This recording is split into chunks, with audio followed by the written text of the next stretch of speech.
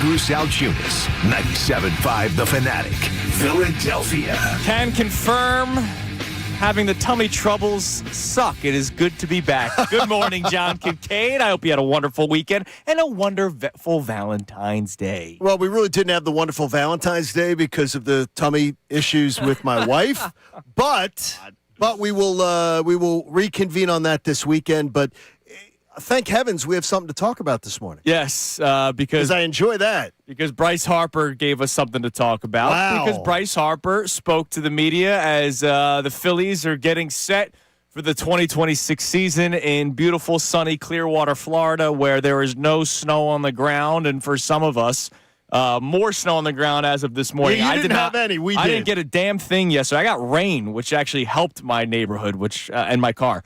So I was actually appreciative of that. But Phillies down in Clearwater, spring training, getting set. Pitchers and catchers reported last week. And then you guys had the big news that took place last week to react to. Nick Castellanos being released by the Philadelphia Phillies. They saved, what, $1 million? Because he signed with the San Diego Padres? $780,000. Mission accomplished. They saved, which is great. And I had people this weekend saying, boy, Castellanos, man, it shows he only got a major league minimum deal. It's like any team was going to pay him the major league minimum because the Phillies have to pay him the 19.2. Yeah. The Phillies are the dopes. By the way, Castellanos isn't walking around saying, hey, no, I want an extra $20 million on top of that. Right, exactly. No, he was going to get the major league minimum wherever he went. Yeah, that's just how it works. So Castellanos goes to San Diego, and Bryce Harper, for the first time in 2026, was able to stand in front of the members of the Philadelphia media that are down in Clearwater and covering the Phillies. And there's a lot to unpack. Now, I want to play two cuts before the one that really made its rounds because there's a reason behind it, Johnny. There's evil scientists behind it. Okay. Bryce Harper obviously talked about Dave Dombrowski's comments a little bit more, especially because the last time Dombrowski spoke on behalf of Bryce Harper, he was asked, hey, by the way, has that been fixed at all? And remember, Dombrowski said during his press conference, well, that's old news. He and I spoke. That was 7 months ago. That happened a long time ago. Yeah. I don't even really want to talk about it because everything's good now. He never said those words. Sure. He just said but he did say we had a good talk. Yeah. We had a good talk about it. Well, which tends to mean when I hear that we had a good talk about it, if someone depicts something as a good talk, I usually believe that means they came to some sort of understanding that we're okay. Right.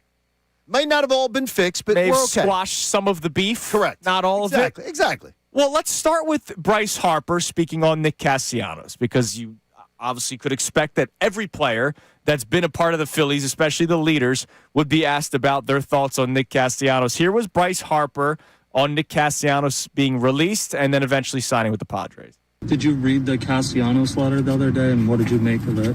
I didn't read it. Got a gist of kind of what it said. Obviously, Cassie's done great things for this organization in big postseason moments, and been a great guy for us to be around, and just didn't work out. Obviously, he's in San Diego now. We wish him all wish him the best of luck, and just go from there. He didn't read it. I couldn't tell. I know when he started. I listened to it 3 times yesterday. He didn't read it, but I got the gist of it. Yeah, I didn't understand. PR filled him in on it. Yeah, Someone I'm not sure PR had the best weekend, and I love the Phillies PR department, but they had a bad weekend. But I don't understand. So he got the gist of it. Somebody had to explain to him what he said. I don't believe it. Sure, he probably read it. He's very online. Correct. He never with puts his raw milk lattes that he makes for people. Like he's one of those people who lives online. Yeah. So I don't believe that for a second. He probably knows what was written. Or maybe he said I didn't read it because I lived it. Who knows? So that was one clip I wanted to play for you. Great guy to be around. Yeah, No, it's just good though. No, great guy to be around. You don't have to say that though. He said great guy to be around. Sure. Even though they didn't ever hang out seemingly outside of the ballpark. Seems that way. Then he was asked about, the Dodgers, because the Dodgers are the team that eliminated the Phillies. The Dodgers had maybe the best offseason again. Here was Bryce Harper talking about what the Los Angeles Dodgers do, because remember, one of the big questions is this good for baseball? Here's Harper talking about the Dodgers.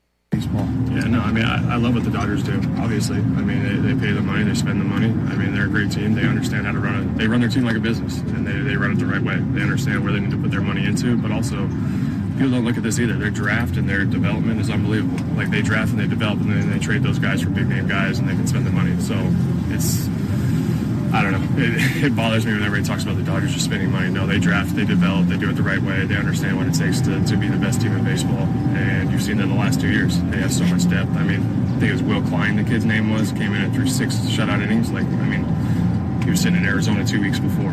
Like, they have that type of dynamic on their club, and that's what when you think about drafting, developing, and things like that, that's why they win. And that's why they win a lot of games each year. So, you know, I love what they do. I understand what they do. I understand the madness behind it.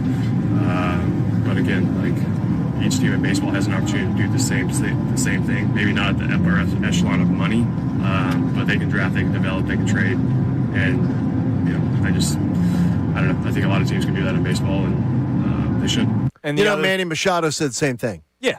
No, There is a concerted effort by stars around Major League Baseball going into spring training to echo that, oh, no, what the Dodgers are doing is great. And we all know why. Because there's a lockout coming at the end of the year. Yeah. But I don't – look, and the whole idea is the Dodgers run it like a business. Remember, the money that they're allocating, they're spending a fortune. Yeah. They're spending a fortune. Well, so they do invest. I mean, there's a small fortune to run that team. And he made sure to mention that any team could do it. Now, when he says any team could do it, any team can draft, develop, all that kind of stuff. He also means that any team could do the contracts that the Dodgers are doing where they defer money for 15, 20 years. Any team can do it. Do I think it's crazy that any team could do it? I do. Like, I think it's nuts, because teams like the Dodgers that will have endless money forever, they can do it more so than other teams. There are some teams that probably can't do it, but they can. Technically, they can do it. Any team could do what the Dodgers do when it comes to deferring money down the road. So the reason why I wanted to play those other 2 clips is because he's kind of talking about other organizations, other players, publicly. You mean so he didn't keep it in-house? Here was Bryce Harper when talking about the comments made by Dave Dombrowski. Not really. I mean, I don't get motivated by that kind of stuff. You know, I for me, it was kind of wild, the whole situation of that happening. I think the big thing for me was, you know, when we first met with this organization, it was, hey, you know, we're always going to keep things in-house, and we expect you to do the same thing. And so, you know, when that didn't happen, kind of took me for a run a little bit. So I don't know, you know, it's part of it, I guess. You know, it's kind of a wild situation, you know, that even happening. Obviously, I didn't have the year that I wanted. Obviously, I didn't have the postseason I wanted. My numbers weren't where they needed to be. I know that, and you know, I don't need to be motivated to be great, you know, in my career or anything else. So that's just not a motivating factor for me. You know, for Dave to come out and say those things, it's kind of wild to me still. First off, before I start, the squawking of the seagulls in the background just makes me feel. You love that? That's my number one takeaway. Yeah, I love it. My number one takeaway is the squawking of the seagulls in the background. I love it. I'm so happy. You John, like that? So he talks about the comments being wild and wild how comments, eh? We want them to be in-house. Now, here's the deal. Let's go back to when it all started, when Dave Dombrowski had the comments that he had back in October. And we're going to play them, right, today, Connor? You're going to play them later, right? Sure. So we can hear it, including the whole play. Sure. At the time, I will not disagree with Bryce Harper that when he said it, when Dave Dombrowski said the comments, I wasn't like, whoa. We all were. Right? When he said it, I was surprised that he said what he said. When Dave Dombrowski talked about him maybe not being that elite player anymore, which then led to the not elite T-shirts and all that kind of stuff, right? When Dave Dombrowski first said it, John, I'll be honest with you, I was shocked. Like, wow, I can't believe he said that about Bryce Harper, because Bryce Harper at times in this city walks on water. I think a lot of times. So I think he's gotten a free ride. When he said it, I was kind of surprised. But when you think about what other players Dave Dombrowski has spoken about publicly before, Nick Castellanos being maybe the prime example, it shouldn't come to such a surprise that Dave Dombrowski would say something critical of a player, especially a high-priced player that you're going to hold to more standard, more of an expectation than a Garrett Stubbs, even though he did completely call out Garrett Stubbs and Marshawn a couple of weeks ago, too. But when Harper's talking about the whole in-house thing, I get why he feels a certain type of way. But here are some questions that I have for Bryce. Like? How come you never came to the defense of Nick Castellanos when Dave Dombrowski spoke publicly about him? Yeah, why did that not offend you? How come you never came to the side of Alec Boehm when there was trade talk after trade talk after trade talk? It took Alec Boehm having like a game-winning hit for him to say, we all love him here. I'm not saying he has to do all those things, but for you to complain that things aren't in-house, and yet you're very public with your wants, your needs, demanding of a contract extension, all this kind of stuff. Yes. Using your agent to speak on behalf of reporters. That's not in-house. But also when other players in your time here in Philadelphia have been called out by the POBO, by the president of baseball operations, I don't remember him coming to their side and saying, I wish that was kept in-house. How about when he tells the organization who to sign publicly when it's not his business? How about sign JT? Sign JT. When he starts telling the organization how to spend the money publicly. Is that keeping it in-house? No. Or is that going behind the scenes? You're supposed to go behind the scenes. So the only time Bryce Harper doesn't want things in-house is when he's doing them. When he does it, it's allowed to not be in-house. When Dave Dombrowski does things, it's supposed to be shh, shh. Keep that stuff silent. Now, I will say he's told them publicly who to sign. He has commented about players that they've signed. He has commented on player performance. Sure. Other players' performances. He has commented on players' performances, bullpen arms that they've signed, about whether he liked the bullpen arms and everything like that. So he doesn't care. Now, I will say some of it is admirable. When he was trying to get the Phillies to sign JT, and he's doing because my video started recirculating again.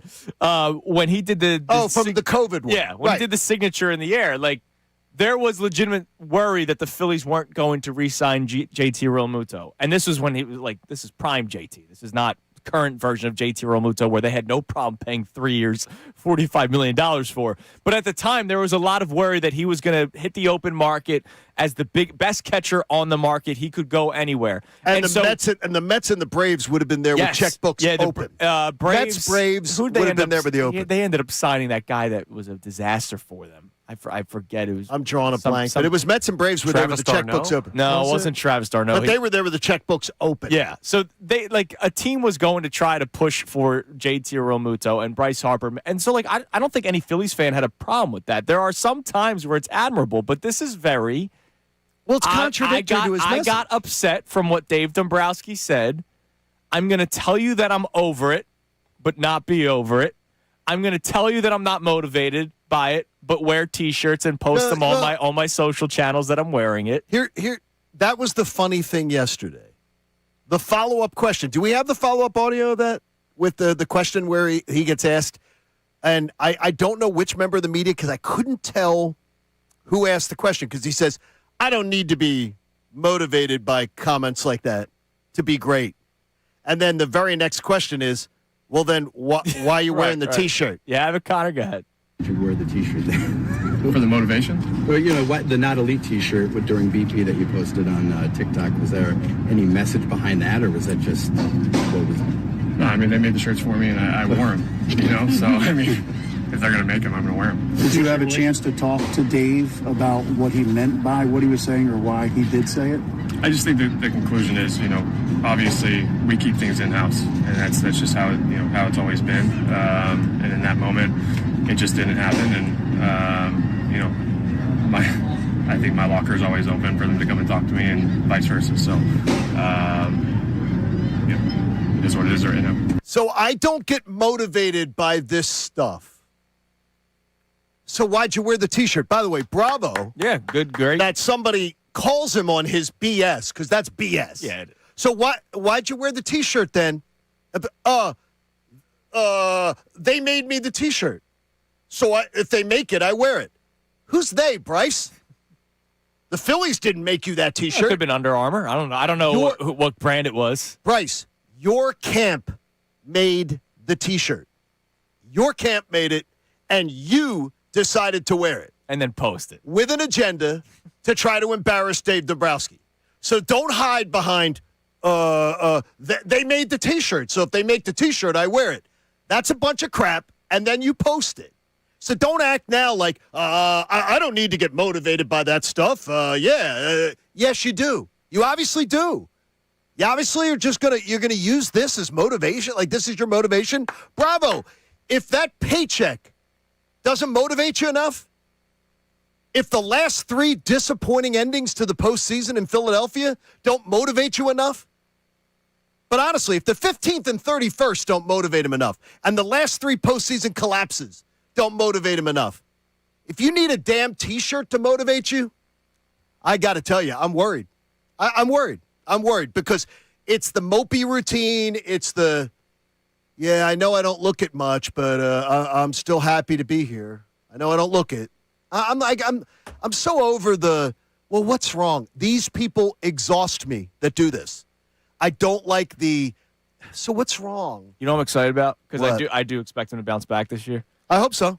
We've been saying that. When Bryce Harper, it's announced that he made the All-Star team like in June or something, he wears a T-shirt to the ballpark that says Elite on it. I would love that. I need it to happen. Yeah. I need it to happen. We would all love it if he returned to being elite. Fact is,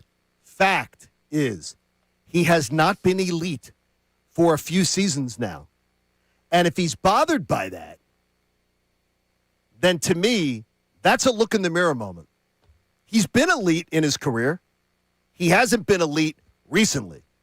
I'd love to see him return to elite. Absolutely. But he has not been elite. And if he can't look himself in the mirror and say, I don't like Dave Dombrowski saying it. By the way, you and I both, we had his back that day. When he said it, I was shocked. Like, I'll be honest. When Dombrowski said what he said, I was like, whoa. And we both had his back and said Dave Dombrowski shouldn't say that. Yeah. But then Dave Dombrowski went on to say he compared him to Freddie Freeman. And Freddie Freeman, and having known Freddie for a long time, Freddie Freeman would tell you he's not the player he was years ago. Freddie could tell you that. I wonder if Bryce could. I wonder if Bryce is willing to take it. Probably not. There's probably some denial there, and hopefully it bounces back Maybe this being year. a 3-time world champion has something to do with that. Maybe That's part of it. Could be part of it. So, a question for us all to discuss today at 610-632-0975, because you just heard the clips that we played from Bryce Harper, right? Saying, we should keep things in-house when he has not kept things in-house. And sometimes it's celebrated, right? Like the JT Realmuto signed JT thing was celebrated at the time, even though that was not in-house, right? Nick Castellanos, a player that was just released, you guys were able to react to it on Friday, then we find out he signs with the Padres, was a player that majority of this city didn't rock with, I would say. Would you agree with majority didn't rock with him? Forget the article. Are you talking about his performance or him? Him in general. Player / person. I honestly think the reaction to his departure on socials was very mixed. Very mixed. I thought it was like we compared him to Darius Slay a lot of times where we were like, I don't know. No. The people needed him to maybe change some of his behaviors. Sure. But I think he was fairly popular with a lot of people. I think a lot of people liked him. They didn't like his performance. I think a lot of people hate the Phillies right now. And that could be. I think that's a lot of it. I think they're so upset with the Phillies that they're like, oh man, the Phillies piss me off so much they're making me like Nick Castellanos. Well, if you don't call out Nick Castellanos for his poor behavior, then the behavior is horrible. His behavior is horrible. That article by Matt Gelb, first off, great job by Matt Gelb as always. Well done. I mean, yeah, look, he became a malcontent. He became a problem in the Phillies clubhouse, but he was a guy that went to work every day. And that was supposed to be like, okay, give him a red check mark for that, or like, that's great? A lot of guys wouldn't. So I have a question. Well, he's not in the NBA. We have a question for you, 610-632-0975, to start. What do we want from our athletes? And what could you do without? Because there are a lot of players that do both. They do things that we commend and we love, but then at the same time, like Joel Embiid is a prime example. Playing through injuries, you celebrate, wow, this guy's giving it his all. But maybe part of the reason why he has his injuries is because he didn't give it his all conditioning-wise, right? Ding, ding, ding. There are a lot of players that do what we want as Philadelphia fans. There's a lot of players that do things we don't like as Philadelphia fans. We always talk about the Philly guy, right? To me, I don't need it. I just like, are you good or are you not? That's all I care about. But there are people that do care about what players say, what they do, how they act, what they do on game day, what they do when they're out with injury. Oh my God, are they with the team? Are they not with the team? What is it that we want from athletes in Philadelphia? And what are some of the things that you could do without? You could text and you could call in 610-632-0975. We're going to talk more about this Bryce Harper stuff. We're going to make you pick a side later on this hour because that's what the world has come to. But before that, is Bryce Harper the king of Philadelphia? Should other athletes in the city be jealous of how he is treated? The answer is yes. It's Kincade Salciunas, 97.5 The Fanatic. Oh, sorry about that. Let me tell you about Welcome my back, Andrew. app. Yeah. Listen, man, I was out, so I was locked into the Winter Olympics. Want to know why betting the Winter Games on FanDuel in partnership with Valley Forge makes sense? Well, from game lines to medal counts to finding your angle on the events you care most about, FanDuel gives you more ways to stay connected to the action. The Winter Games are on, and there's no better way to follow them than with a bet on FanDuel. Curling matches, man, they're in the current events. I've seen enough curling. I didn't realize you could get into beefs on the, what do they call it? Do they call it the rink? Do they call it the ice? Like what do they call it? There's some rule called like the hog rule. I've learned way too much about curling recently because of all the beefs that are happening because Team Canada is a bunch of cheaters. There's speed skating decided by inches. Hockey games, they're fun during the Olympics. Just visit FanDuel.com/local to get started.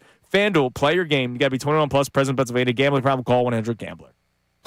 Now on 97.5 The Fanatic Sports Update. Spring training drama continues. I'm Connor Thomas, and the Phillies' dramatic start to spring training continued over the weekend as the fallout of the Nick Castellanos release continued as well. Matt Gelb, who wrote the in-depth article on Nick Castellanos' issues in Philadelphia for The Athletic, joined Kevin Cooney this weekend and talked about the feelings down in Clearwater following Castellanos' release. I mean, I think everybody is just happy to move on. And I think, look, like a lot of these guys, I think, have known for months now that Nick Castellanos was not going to be back. And I think everybody here just wants to move on. And I think that's been pretty clear just in talking to guys the last few days.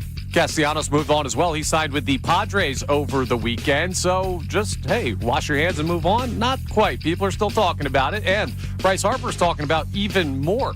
Meeting with the media over the weekend. Still not at peace with Dave Dombrowski's comments about his level of elite play at the end of last year. With all that said, today is the full report day for the Phils. So things are just getting started. We'll keep you updated. It was a successful All-Star weekend for the Sixers as VJ Edgecombe won the Rising Stars game MVP.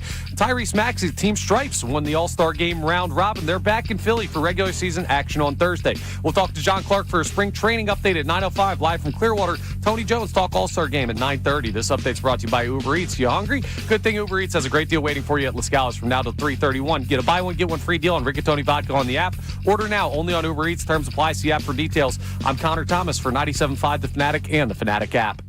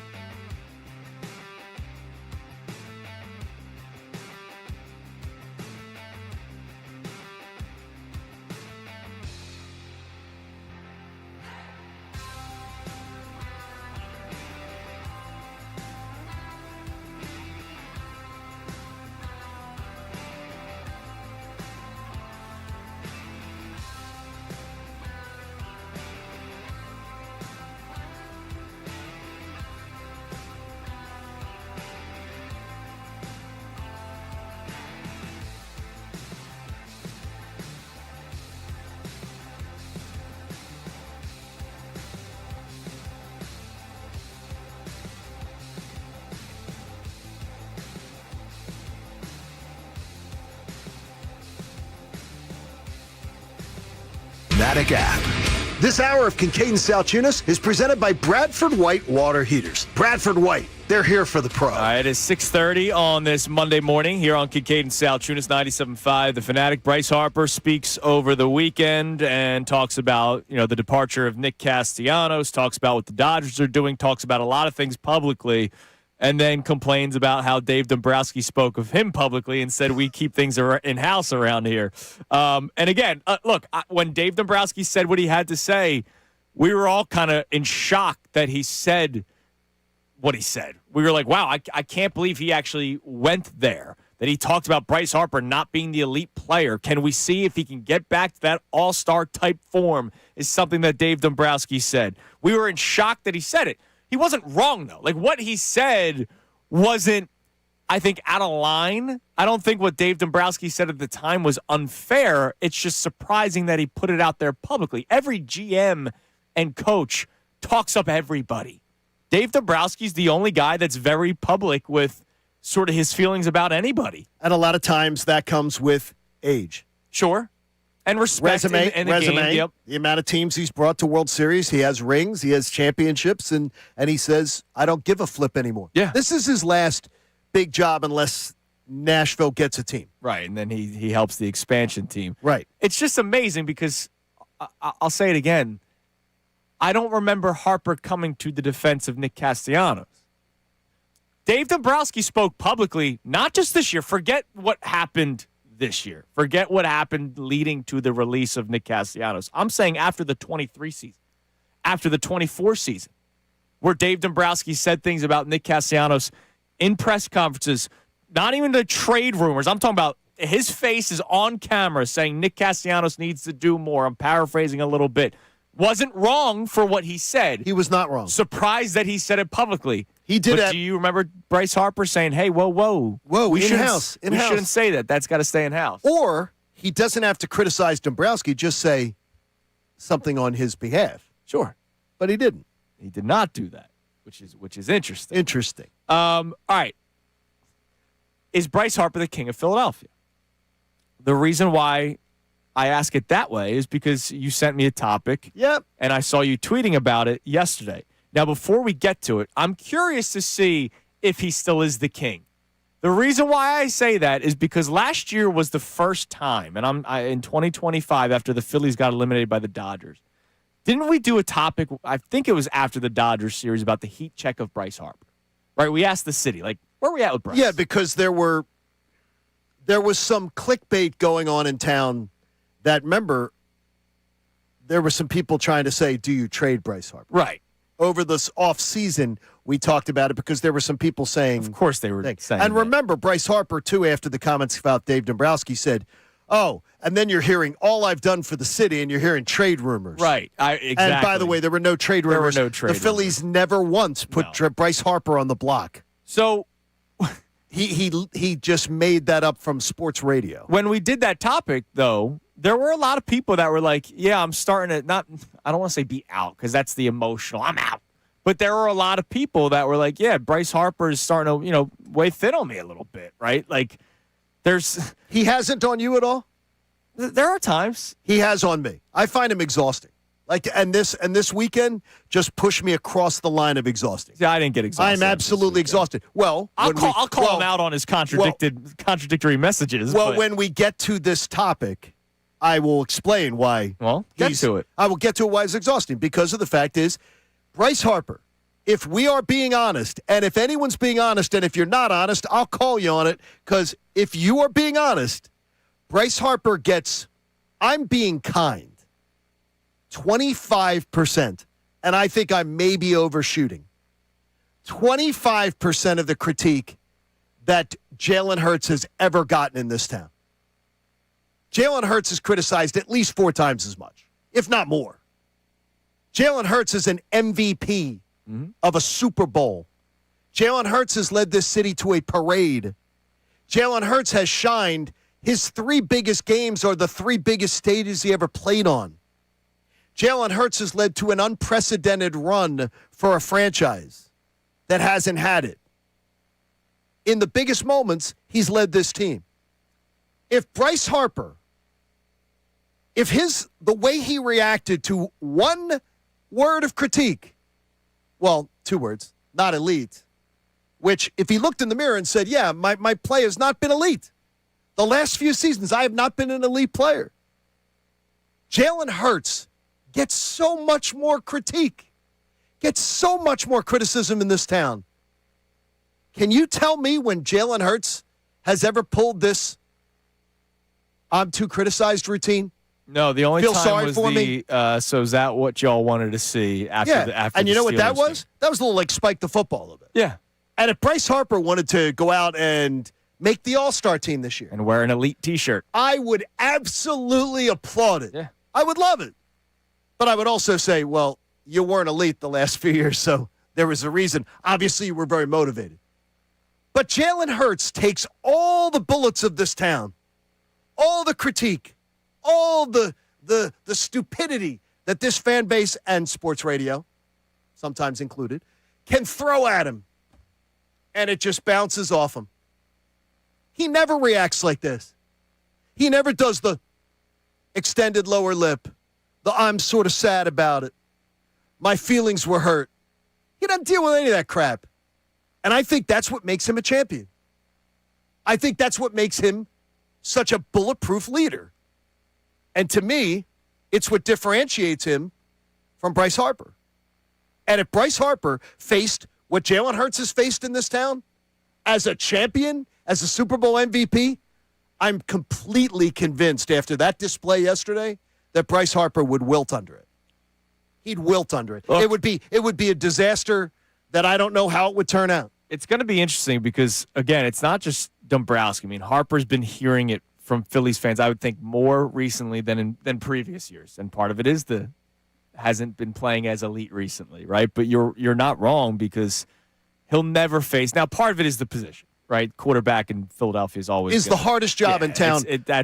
There's a reason why Jalen Hurts gets the critiques, even though he has the success. It's because he's the quarterback of the Philadelphia Eagles. But there are a lot of people when it comes to Bryce Harper that are hesitant to say things about him. And I don't know why. You know why. Because he chose us? Oh, he chose us. Since the minute Bryce Harper came to this town, there have been rose petals thrown at his feet. And the critique that he gets is minuscule compared to Jalen Hurts, who didn't choose us. Right. Who we chose him. The Eagles chose him. He was forced to come here. Jalen Hurts was forced upon us, and Jalen Hurts just deals with us as he has to. Now, I think he understands us. I think he's thrived here. But Bryce Harper he chose us, and the press coverage he gets, the press coverage he definitely gets, the fan adulation he gets, and I believe the pandering that he gives adds to that too. That definitely adds. Yeah. It adds to it too. Now, when it comes to individual moments, the bedlam at the bank will be the thing that people fantastic. First think about when it comes to Bryce Harper, right? And then there's the straight up look. It was baller. The Orlando Arcia hitting 2 home runs and staring him down and staring him down longer the second time because Arcia wasn't man enough to look him in the eyes the first time. Like those moments will be moments they're that iconic. I can't wait to play them for Coop when he's older. Like, man, it's like the Iverson step over, right? Like those are iconic moments for him, and especially in a time 2022, the first year they made the playoffs in a decade, and of course Bedlam at the Bank sends them to the World Series, or part of the reason why it sent them to the World Series. The Orlando Arcia series in 2023. That was all right, they got to the World Series last year, and now they're beating the Braves again, and it's such a cool moment for Bryce Harper. And so those moments will always be, remembered. And sometimes it blinds people from realizing that there are legitimate issues that Bryce Harper has on the field sometimes. And I would say to you is that, and you, first of all, those moments are iconic. Yeah. And we will always appreciate at the end of Bryce Harper's career, we will always look at them as on a big stage Bryce Harper delivered. But let's be honest. That is the Arcia thing. That's delivering in a divisional playoff game. Mm-hmm. And Jalen Hurts is more than delivered in divisional playoffs. Yeah, the dagger was in the Super Bowl. The Bedlam at the Bank is delivering in an NFC title game, and we have seen Jalen Hurts do that twice. We've seen Jalen Hurts ball out in a divisional. We've seen Jalen Hurts ball out in an NFC title game at home, especially the second time. Amazingly well. 55 points, I believe, was the production that day. Some of it created by short fields by the defense, but still, a lot of turnovers. But Jalen was cooking that day. So Jalen has delivered every bit. Oh, and then you throw in the 2 Super Bowls, which he was able to deliver on the biggest stage and come through for the city on the biggest stage. Jalen has been the money player. Jalen is the guy that has shown he's built for Philadelphia. Mm-hmm. Bryce hadn't shown that yet. He hadn't shown that yet. On the biggest stage, he hasn't shown that. Bryce Harper's built for Philadelphia in specific ways. In specific ways, but he loves the adulation. Yeah, he does. Here's the difference. Bryce showed us yesterday. He needs the applause. He needs the adulation. He needs the public affection of love. He needs everything. Jalen Hurts, he doesn't give a damn if we love him or hate him. I also still don't know if Jalen Hurts is a human being. Yeah, that's No, the thing. he's wired. No, he's wired differently, but he doesn't need He's it. wired all right. He doesn't need it. And you know what? That's all the more reason for me to respect the hell out of Jalen Hurts, because Jalen Hurts understands us better than Bryce Harper does. All right, so obviously Bryce Harper is going to be a big talking point today throughout the show. Our first question on the docket at 610-632-0975, we'll check our text line next, is what you want from athletes in Philadelphia and what you could do without, right? I don't need this guy talking about this. I don't need this guy doing that.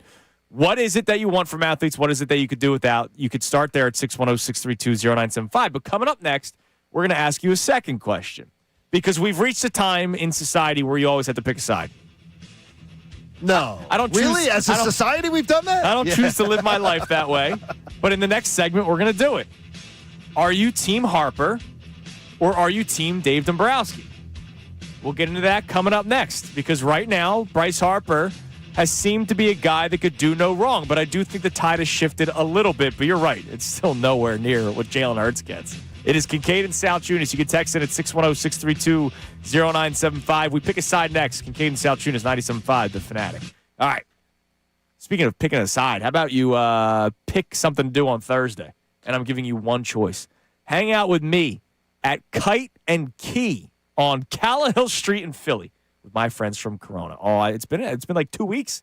I've actually been itching. I haven't hung out with my friends from Corona for a couple of weeks. Thursday, February 19th, Kite and Key on Callahill Street from 6 to 8 for our Corona Sixers pregame party, getting you ready for tip-off the right way. Whether you're heading to the game, watching with friends, or just looking for a great spot to start your night, Kite and Key is the place to be. Come hang out with me, talk some hoops, and just get yourself ready for that game day mindset coming out of the All-Star break. We've got awesome drink specials, $5.50 Corona extra bottles, $30 Corona buckets, so grab a cold one, enjoy the atmosphere, plus one lucky fan will be walking away with a pair of tickets to an upcoming Sixers home game. That could be you. Don't miss it. Thursday night, February 19th from 6 to 8 at Kite and Key in Philadelphia. It's the Fanatics Sixer pregame party with Corona. I'll see you there. You got to be 21 plus. Please drink responsibly. The Flyers.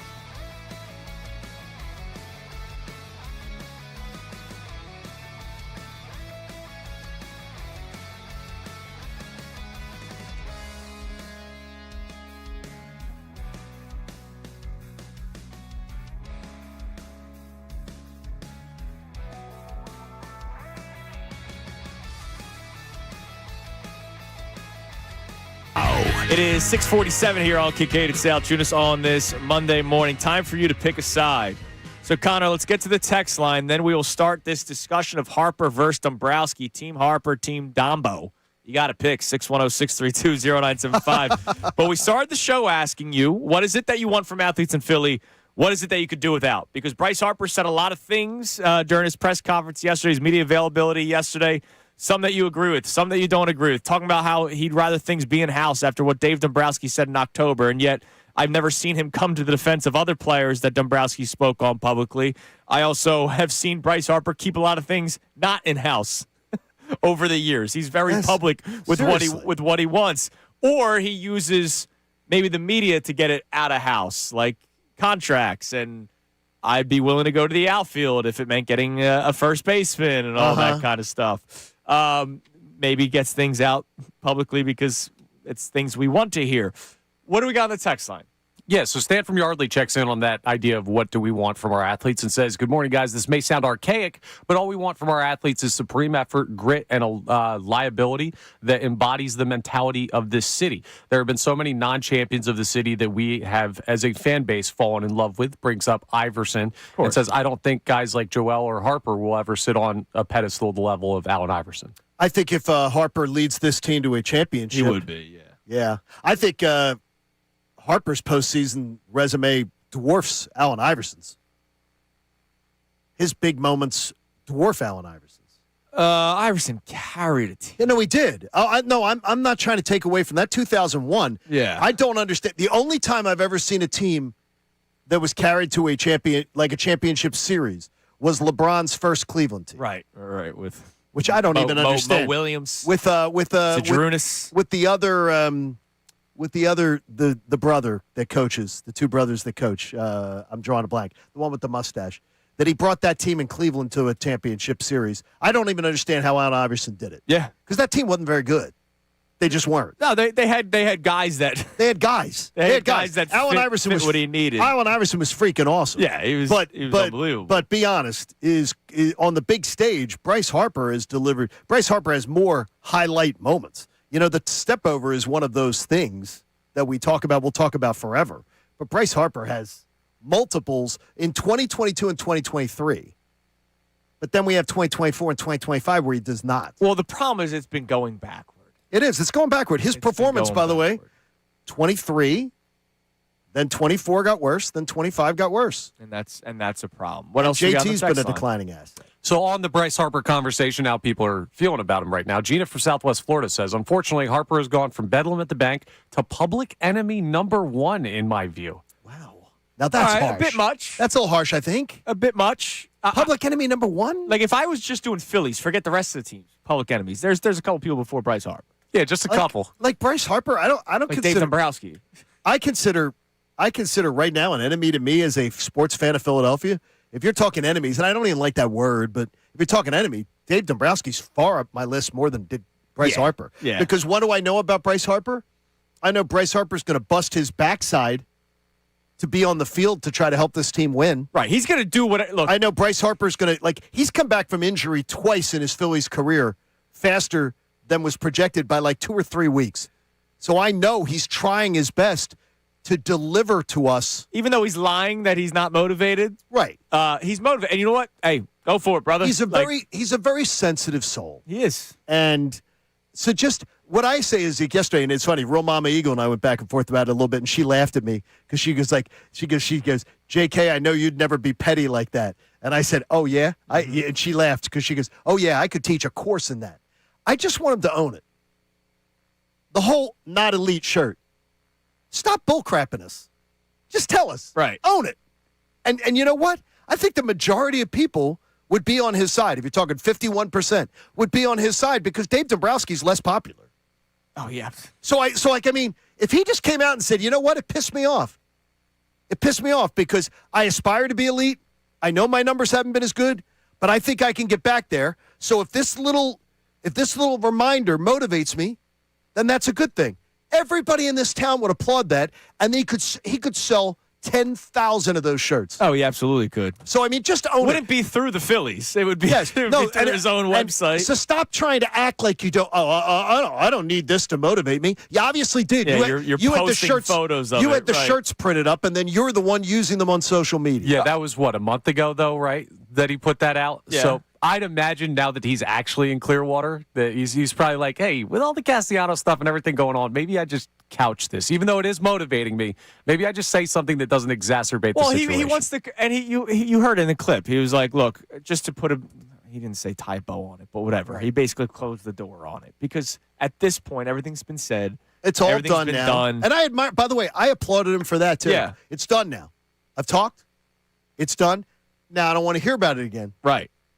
I don't want any more mopa. No mopey face. No, he better be ready to play game one. I know you can't tell it by my face, but I'm really excited to be. I'm so tired of this crap. That paycheck, that should be enough to put a smile on your damn face. Honestly, it should. It should. That's it. That's an embarrassment that you do that. I wonder how that feels getting that paycheck on twice. Yeah, that little deposit. That should be. Must be nice. That's a smack in the face to the fan base. That's it. They get that paycheck enough. And the last 3 years collapses in the postseason for this team, that should be motivation enough that you come to camp bright-eyed, bushy-tailed, ready to go. You don't need any extra motivation. All right, well, are you Team Harper or Team Dombrowski in all this? Team, I am. If you're making me choose, Team Harper. Same. I can't be on a team with Dave Dombrowski. No, I can't right now. No, So, I'm afraid of the leadership. yeah, I can't be Team Dombrowski. But there are a lot of people that are tired of the Bryce Harper act, I say? You can be both, though, can't you? Yeah, I'm just saying you got to pick a side today. I find Bryce Harper's act right now, and I'm calling it an act because he won't own his behaviors. Sure. So I'm calling it an act because it's staged, not elite. But I am all Team Harper because I know that Harper is going to bust his backside to give his best for this fan base and that team. I really believe that. So to me, I'm Team Harper. And I'm always going to respect that. Yeah. So I'm Team Harper. Team Harper. Connor, you got to pick a side. Yeah, I'm Team Harper. I don't know how you can be Team Dombrowski right now. Will anybody come up with do you believe anybody is going to say, I'm Team Dombrowski? Yes, because we just had a text already before the 6 o'clock hour was up that called Bryce public enemy number one. Yeah, so there's probably people that are Team Dombrowski because maybe they're tired of again, the act of Bryce Harper recently. When we did the heat check conversation at the end of the season last year, there were a lot of people that were like, man, what has this guy done recently? Everyone remembers Benham at the bank. Everybody remembers the Arcia home runs. But there are a lot of people that were wondering, hey, part of the reason why they're getting eliminated in the first round of the playoffs because of you. I find, and I've said it over the years, I find Joel Embiid exhausting. But I admire the hell out of, and I've been almost a pom-pom shaker this year. Yeah. I've admired his dedication, his comeback, his performance. So you can be both. You can be exhausted by the person, but you're going to be, Team Harper. Because you know what? Sometimes it doesn't take much. And maybe it flips the switch. Yeah. Doesn't take much. All right, coming up next, we'll check our text messages. What do you want more from your athletes? What could you do less of with your athletes? 610-632-0975. Team Harper, Team Dombrowski, we'd love to hear from you. Also, the Nick Castellanos saga did not end when he was released because he's on a new team, so that means he had to speak. And so did some of his former teammates. It is Kincade Salciunas, 97.5, The Fanatic. Now on 97.5, The Fanatic Sports Update. A wild start to spring training. I'm Connor Thomas, and the Phillies' dramatic start to spring training continued over the weekend as the fallout of the Nick Castellanos release continued. Teammates talking about his time in Philadelphia and a lot of players being asked as they continue to report to spring training. So a little bit of a distraction as the Phillies try and get ready. Bryce Harper was also talking about some other things as he met with the media over the weekend, including Dave Dombrowski's comments at the end of last season saying that he was not at an elite level this past year. Here's what Bryce Harper had to say about where he stands with Dombrowski's comments. I mean, I don't get motivated by that kind of stuff. It was kind of wild, the whole situation of that happening. I think the big thing for me was when we first met with this organization, it was, hey, we're always going to keep things in-house, and we expect you to do the same thing. So, when that didn't happen, it kind of took me for a run a little bit. So it sounds like there's still a little bit of friction there, but they got to figure it out because the full team reports to spring training today, and they got to get ready for the season. We'll keep you updated from everything down in Clearwater. It was a successful All-Star weekend for the Sixers. VJ Edgecombe won the Rising Stars game MVP. Tyrese Maxey's team Stripes won the All-Star game round robin. They're back in Philly for the regular season, beginning again on Thursday. John Clark joins us at 9:05 live from Clearwater for an update. Tony Jones talks All-Star game at 9:30. This update's brought to you by our friends over at TireRack.com. Rain or shine, drive with confidence on Verdestin Tires from Tire Rack. Verdestin Tires deliver precision handling, dependable traction, and quiet comfort. Ship fast and free with 2 years of free road hazard protection. TireRack.com. I'm Connor Thomas for 97.5 The Fanatic. Kincade Salciunas.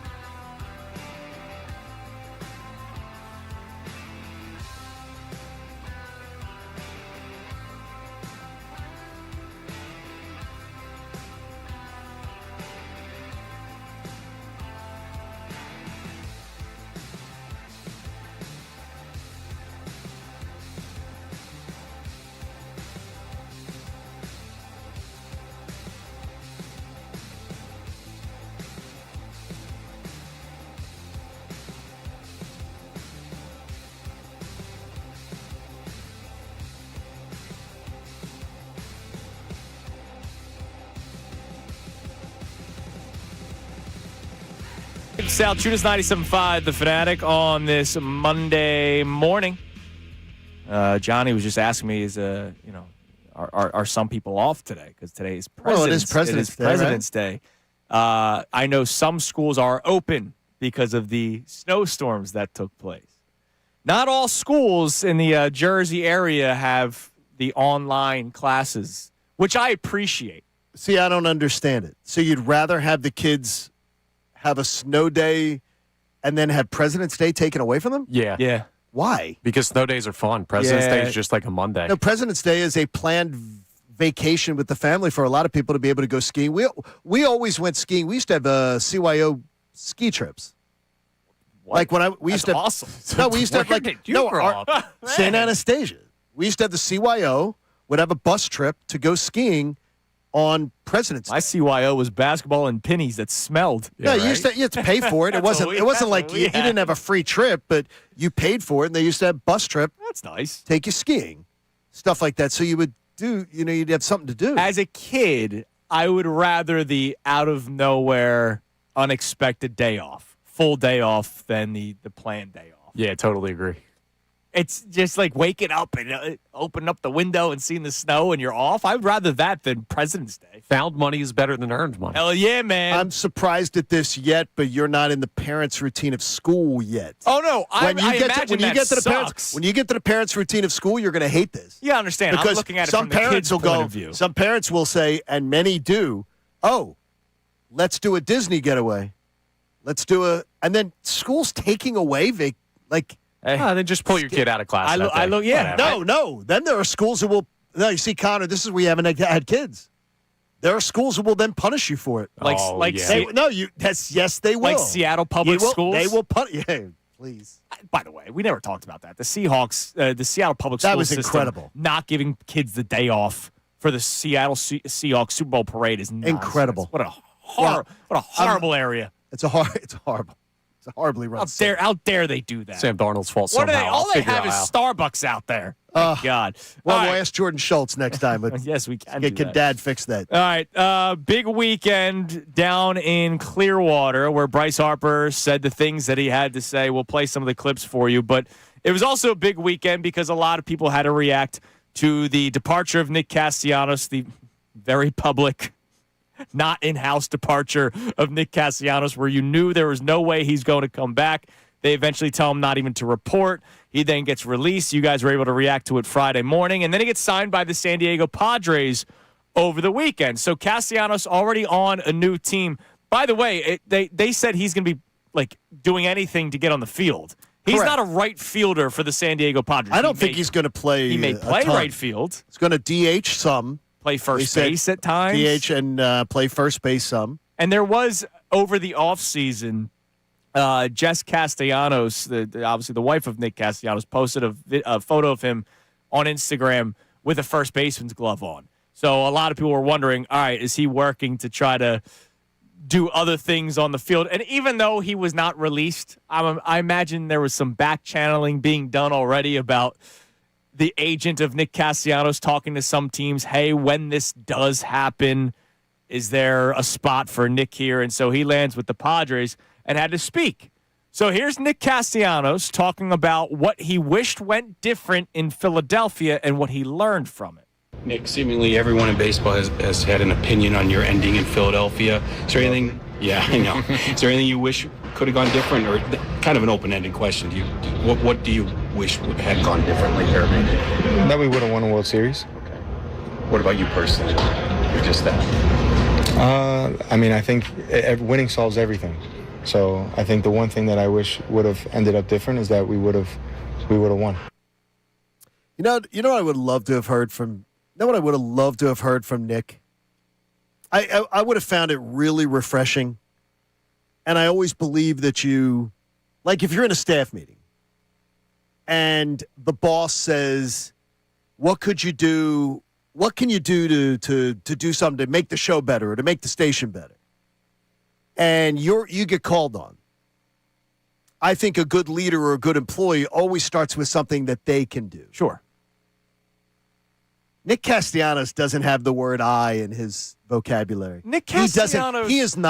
Nick is not self-aware. So He's self-involved, but he's not self-aware. And I by the way, I said it the other day. I defended Nick a lot because I really did enjoy. I spoke up for him because I really did enjoy getting to know him and I liked him. But a lot of the way, like he was the king of passive aggressive in all his sound bites in San Diego. And I was really disappointed. I mean, I was really disappointed. Going back to, Phillies, Nick Castellanos, right? Like, there is something that you appreciate of him going to the he's ready to play every day. Absolutely. Right? Especially in today's day and age of sports, that isn't the case. Nick Castellanos. That he wanted to. Yeah, he wanted to play every single day. There are moments of his in the playoffs, maybe not Bedlam at the bank level, right? He didn't do anything like that. But the home runs against the Braves, the big hit against the Dodgers, the 2-run double, there were a lot of great moments for Nick Castellanos. He had defensive plays that won games. Absolutely. Now, he made them, as Connor said the other day, and I think it was very, very clear as I go back and watch them. Another right fielder may have made the play look less dramatic. Sure. But he made the plays at the critical times and was a guy who, there's a lot of memories. And, by the way, walk-offs, too. Yeah. Lucky, there's series where he had walk-off hits. The only win in that Mets series was a Nick Castellanos walk-off. No, you're right. And he had the big hit Earlier to set up the walk-off. But when you say he's not self-aware, No, he lacks self-awareness. What Connor said about the defense is spot on. Yeah, he made the great sliding catch against the Braves in the playoffs. But Nick Castellanos grades out as a horrific right fielder. And going back to the whole moment in Miami that led to all of this, or maybe was let's say it was the final, chapter of the Nick Castellanos era in Philadelphia, he got pulled for defensive reasons because he's not a good right fielder. And you could tell me all you want about his fielding percentage, because I remember his wife was doing that on social media. But what about the percentage of balls that he cannot get to? Or what happens when you make a sliding catch and a player advances on the base paths because of it, because it took a sliding catch in order to get it? There was a play last year, and I actually recirculated on social media this weekend, where John Kruk is literally screaming, no, no, no, no, no, and then the play is made and he celebrates it. It was when they were playing the Braves, and there was a runner on third in the ninth inning in a tie ball game with one out. The ball's hit in foul territory. You're supposed to let it go. Anybody with like a bit of a baseball IQ lets it go. He catches it, but he makes the throw home, which makes no sense. He gets the guy out at the plate. He ends up being the. Didn't he turn his back too? Yes. It was a great play, but it was a great play, but it was the wrong play. You don't make that play, and that's what Nick Castellanos doesn't realize. Nick Castellanos goes out there and plays baseball. Like he just picks up by the bat. his own rules. Right. Baseball means put on a glove, go to right field, pick up your bat, go bat. Everything else about baseball, he is ignorant about.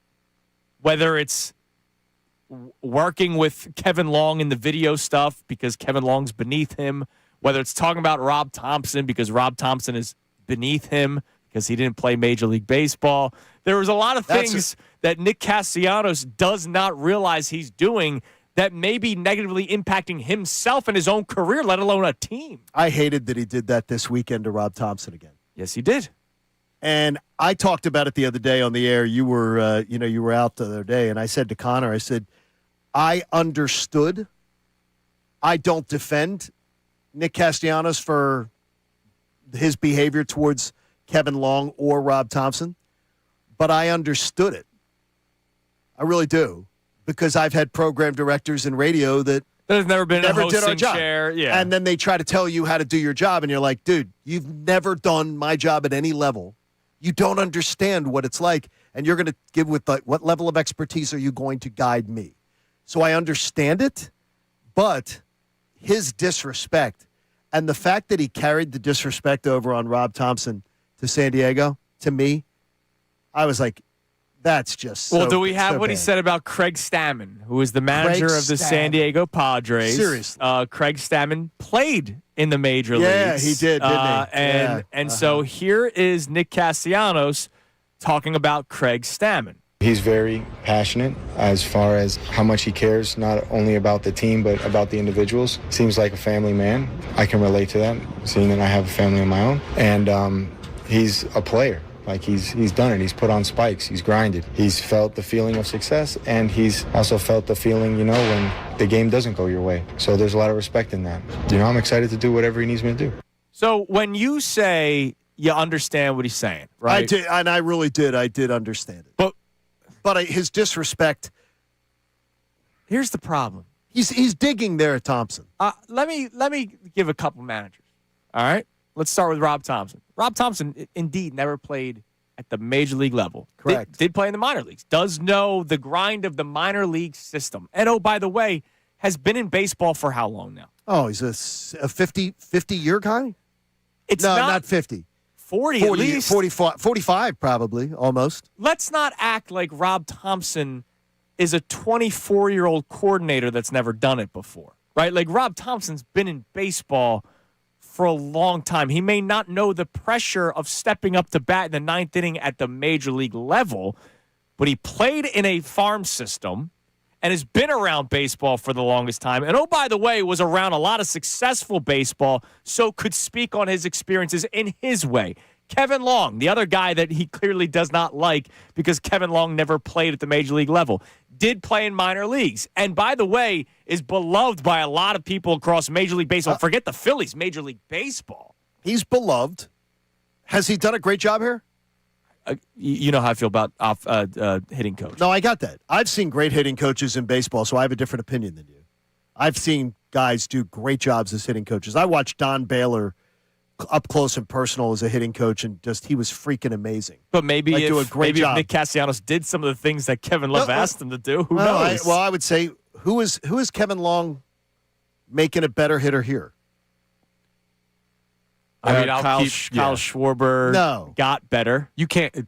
He's making Kyle Schwarber a better hitter? Yes, Kyle Schwarber directly credited his left-on-left approach to Kevin Long. He hit the most left-on-left home runs in the history of baseball. Yeah, it was like the best season ever. Okay, then I'll give you Kyle Schwarber. I'll give you that. I believe Kyle Schwarber was a really, really good hitter as far as before he got here. I don't know, I don't know what was done. Has he developed?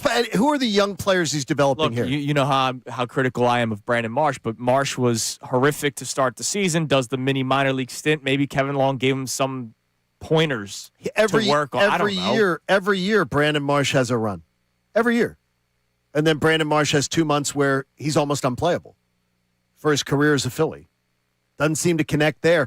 Who's the young players he's teaching, developing? I don't think Kevin Long. The Phillies don't allow. I don't think Kevin Long's done a nice job. I think there's also a little personal thing there, is that Kevin Long is here because of Kyle Schwarber and Bryce Harper and Trey Turner, his buddies. Could be. And I also believe that the Phillies understood that there's a deficiency there, and that's absolutely one of the reasons why they wanted Don Mattingly here. Sure. Because Don Mattingly can actually talk to the Phillies players about hitting and say, here's an ear that I did it. And I believe Don Mattingly was brought in this year to help be a voice on approach. Don Mattingly's approach at the plate, impeccable as a player.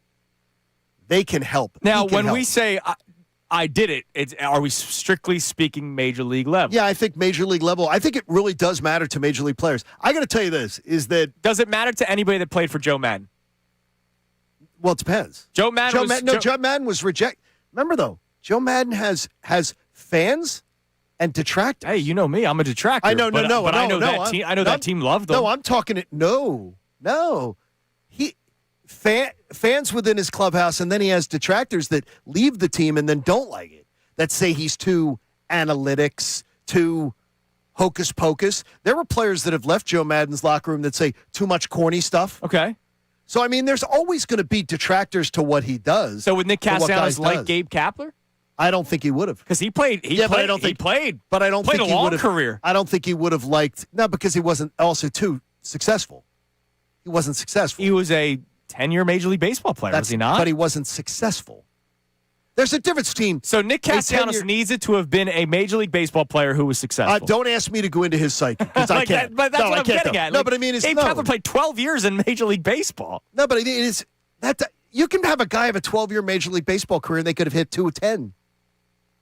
And you have a guy 268 career hitter. You could have a guy, and you could have a guy who had a as how many at bats? Like, I mean, you know what I mean? Like, he wasn't. I mean, Craig Stammen was a middle of the road relief pitcher. Craig Stammen though had a run. He probably had a 6-year run where he was a really good relief pitcher. Never made an All-Star team. Like that's the thing. It's not I have to get Craig Stammen's numbers, but he had a nice. I got him right in front of me. It's not like the guy's Barry Bonds. Wait a minute. Wait. Let me. I mean, I remember Craig Stammen differently. I remember him having He had a couple very good seasons. No, I think he had like 5 or 6 really good seasons. He had a couple very good seasons. Yeah. No, like really good, like a run where he had a really good. He had a really good run. I would say he had a 3.66 career ERA. Right. That's a really good for a relief pitcher. But what does that do for Nick Castellanos at the plate? No, but I'm saying to you is that's a really. Wait a minute here. He had a very, very good career. 562 appearances as a relief pitcher over a 13-year career with a 3.66 ERA. That's really good. Yeah, but you just poo-poo You're- Gabe yeah, but you're Kapler making for a it- 10-year career. I'm just saying, the guy's not good. Craig Stammen's major league career is better than Gabe Kapler. I think Nick Castellanos hated Rob Thompson. No, I do. I No. And I think, by the way, I think period. I think it's a disgrace what Nick Castellanos did yesterday to Rob Thompson. Despicable. Yes. You that he would be bringing up Craig Stammen, who, by the way, he has no freaking idea what kind of a manager Craig Stammen is. No, he has no idea. He has Nick no idea. Castellanos, here's the bottom line, guys. He got butthurt that he got benched in a game when his family was there. He did. And that's what was like the final straw. And maybe when he's talking about the whole, these guys laced it up before, maybe part of it was, I don't think another manager would have pulled me when he knew I had family in the stands. I'm going to ask you this. Do you believe, I asked Connor the other day, do you believe it was intentional, thought about, that the first time they decided to do a defensive replacement for Nick Castellanos was in Miami in front of his family, and that they did? That thought never crossed my mind. It absolutely crosses my mind, especially when they didn't do it again. Well, they didn't do it again because they didn't want to have Presidentes in the clubhouse again. I think Sounds they were. fun to me. I think they were. Well, that first of all, that was gutless that they let that happen and then didn't answer it. But they were the fact that they did that in Miami with his family in attendance and all that. That was absolutely, I think, a message. Yeah, it was the right baseball move. We're tired. Yeah, but they had never ever in all his tenure had done that. So don't tell me that like that game is the game they decide to. All of a sudden, we need to do this. BS. That was a message. I think we're tired of your bullcrap, and we're going to send a little message when it hurts the most to you. And you know what? If Rob Thompson was tired of his crap, I understand it, and I'm going to forgive it. I absolutely am going to forgive it because there's enough data, and the Matt Gelb article, by the way, fantastic. Yeah, there's enough data there that if Rob Thompson did get petty there and decide, you know what I'm going to do? I'm going to deliver a message the best way I know how. This will get to him. This will get his attention. I absolutely believe Rob Thompson was trying to get his attention. You watch a lot of soaps. He was trying to get his. That never even crossed my mind. He was trying to get his attention, and there's no better way to do it, and it did. So you heard Nick Castellanos. Now, he did take some ownership on that. Here was Castellanos talking about what he will learn from his time in Philadelphia. Well, I think when I said I will learn from this is, I guess, just letting my emotions get the best of me in a moment. Possibly if I see things that frustrate me or I don't believe are conducive to winning, to speaking up when I see it instead of letting things just pile up over time. And then finally when I address it, it's less emotional. So if he sees something, say something, right? Isn't that on in the subways? Yeah. On the Broad Street line, see something, say something. He's going to start doing that more and not be as emotional about it. Now, that's just Castellanos. Here was Kyle Schwarber. Which is, by the way, I am using this. I'm playing this in class this week. Okay. Here was Kyle Schwarber being asked about Castellanos. Do you think the situation with Nick last year was a distraction? I mean, that's here nor there. I mean, it's, we did what we did, right? I felt like that in the Dodgers series that, we played good games, right? Like there were just things that we didn't execute and we didn't walk away with wins at the end of the day. So it's hard to say here or there, right? Like, we put ourselves in the position of where we wanted to be, and we just got knocked out. So, can't really say. I can't believe that it's your first day of camp. You had all winter. He was caught. You had no winner, and he had no answer prepared. That is, by the way, the Phillies PR. I love the Phillies PR crew. You guys are good people. That was a horrendous performance. I don't know how he wasn't ready for that one. How do you not have, if a good PR team, which I know they are, has Bryce, they're saying, well, Bryce, you're going out. Kyle Schwarber went out on set. Hey, Kyle, you're going out first time this year. You know they're going to be asking you questions about Nick. The first question is, what are you saying? What's going to be our uniform message here?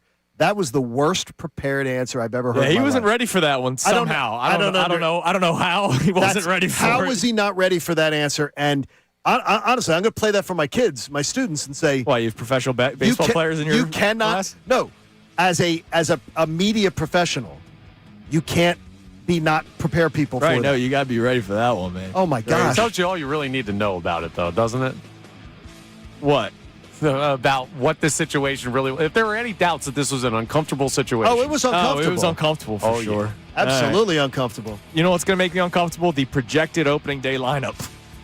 Coming up next, we're going to put all the drama to the side for a few minutes. We'll check our text line on our topics today. The projected lineup and rotation for the 2026 Phillies, according to Major League Baseball. We go through it and give our thoughts next. Kincade Salciunas, 97.5, The Fanatic. Now on 97.5 The Fanatic Sports Update. Phil's feeling better? I'm Connor Thomas, and that would be a welcome update after what has been going on with the Nick Castellanos drama. It's been a dramatic start to spring training overall as the fallout from the Nick Castellanos release became very public. Matt Gelb, who published the article in The Athletic breaking down everything that went on behind the scenes in Philadelphia during Castellanos' time here, joined Kevin Cooney over the weekend, talked about where the team is at feel-wise after Castellanos' exit. I mean, I think everybody is just happy to move on. And I think, look, like a lot of these guys, I think, have known for months now that, Nick Castellanos was not going to be back. And I think everybody here just wants to move on. And I think that's been pretty clear just in talking to guys the last few days. Castellanos has moved on as well. He signed with the Padres over the weekend. He was not the only source of drama. Bryce Harper met with the media. Still not at peace, clearly, with Dave Dombrowski's comments about him at the end of the year. Talked a little bit about the not elite stuff. With all that said, today's the full report day for the Phils, so things are just getting started. We'll keep you updated from down in Clearwater. It was a successful All-Star weekend for the Sixers. VJ Edgecombe won Rising Star Game MVP. Tyrese Maxey's team won the All-Star Game. They're back in Philly for the regular season action, re-beginning on Thursday. John Clark joins us at 9:05 for a spring training update live from Clearwater. Tony Jones talks All-Star Game at 9:30. This update's brought to you by Corona. This Thursday, February 19th, join Andrew Salciunas at Kite and Key in Philly from 6 to 8 p.m. for a Sixers pregame party with Corona. Enjoy $5.50 Coronas, $30 buckets, and a chance to win Sixers tickets. Must be 21. Drink responsibly. I'm Connor Thomas for the home of the Sixers, Flyers, and the best birds coverage, 97.5 The Fanatic and the Fanatic app.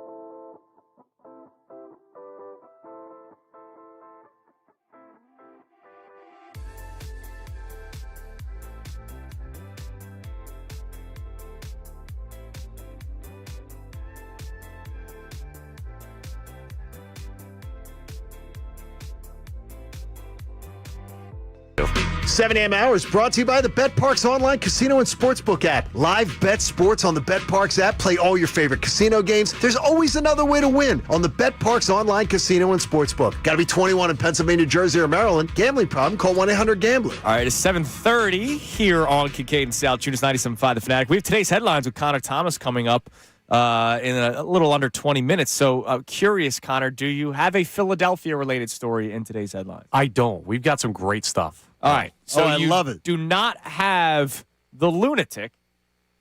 I will call you a lunatic that has been jogging on the frozen Schuylkill River. What? No, I didn't even see you that. didn't see this? He's an idiot. This guy is jogging on the Schuylkill River. There was a video yesterday, because he's now been doing it every day because he's now getting the attention that he wants, where a part of the ice broke and his foot went in, but he was able to stay up and then kept going. Maybe that's the sign to stop because it's warming up, dude, and you never know when you might put your foot down and your foot might go through the ice. Remember just last week or 2 weeks ago I told you about the fireman that unfortunately tragically lost his life fixing the boat in the Camden area and fell into the water, and they couldn't get to him because there were sheets of ice over top of the water still? Don't do that, guy, whoever you are.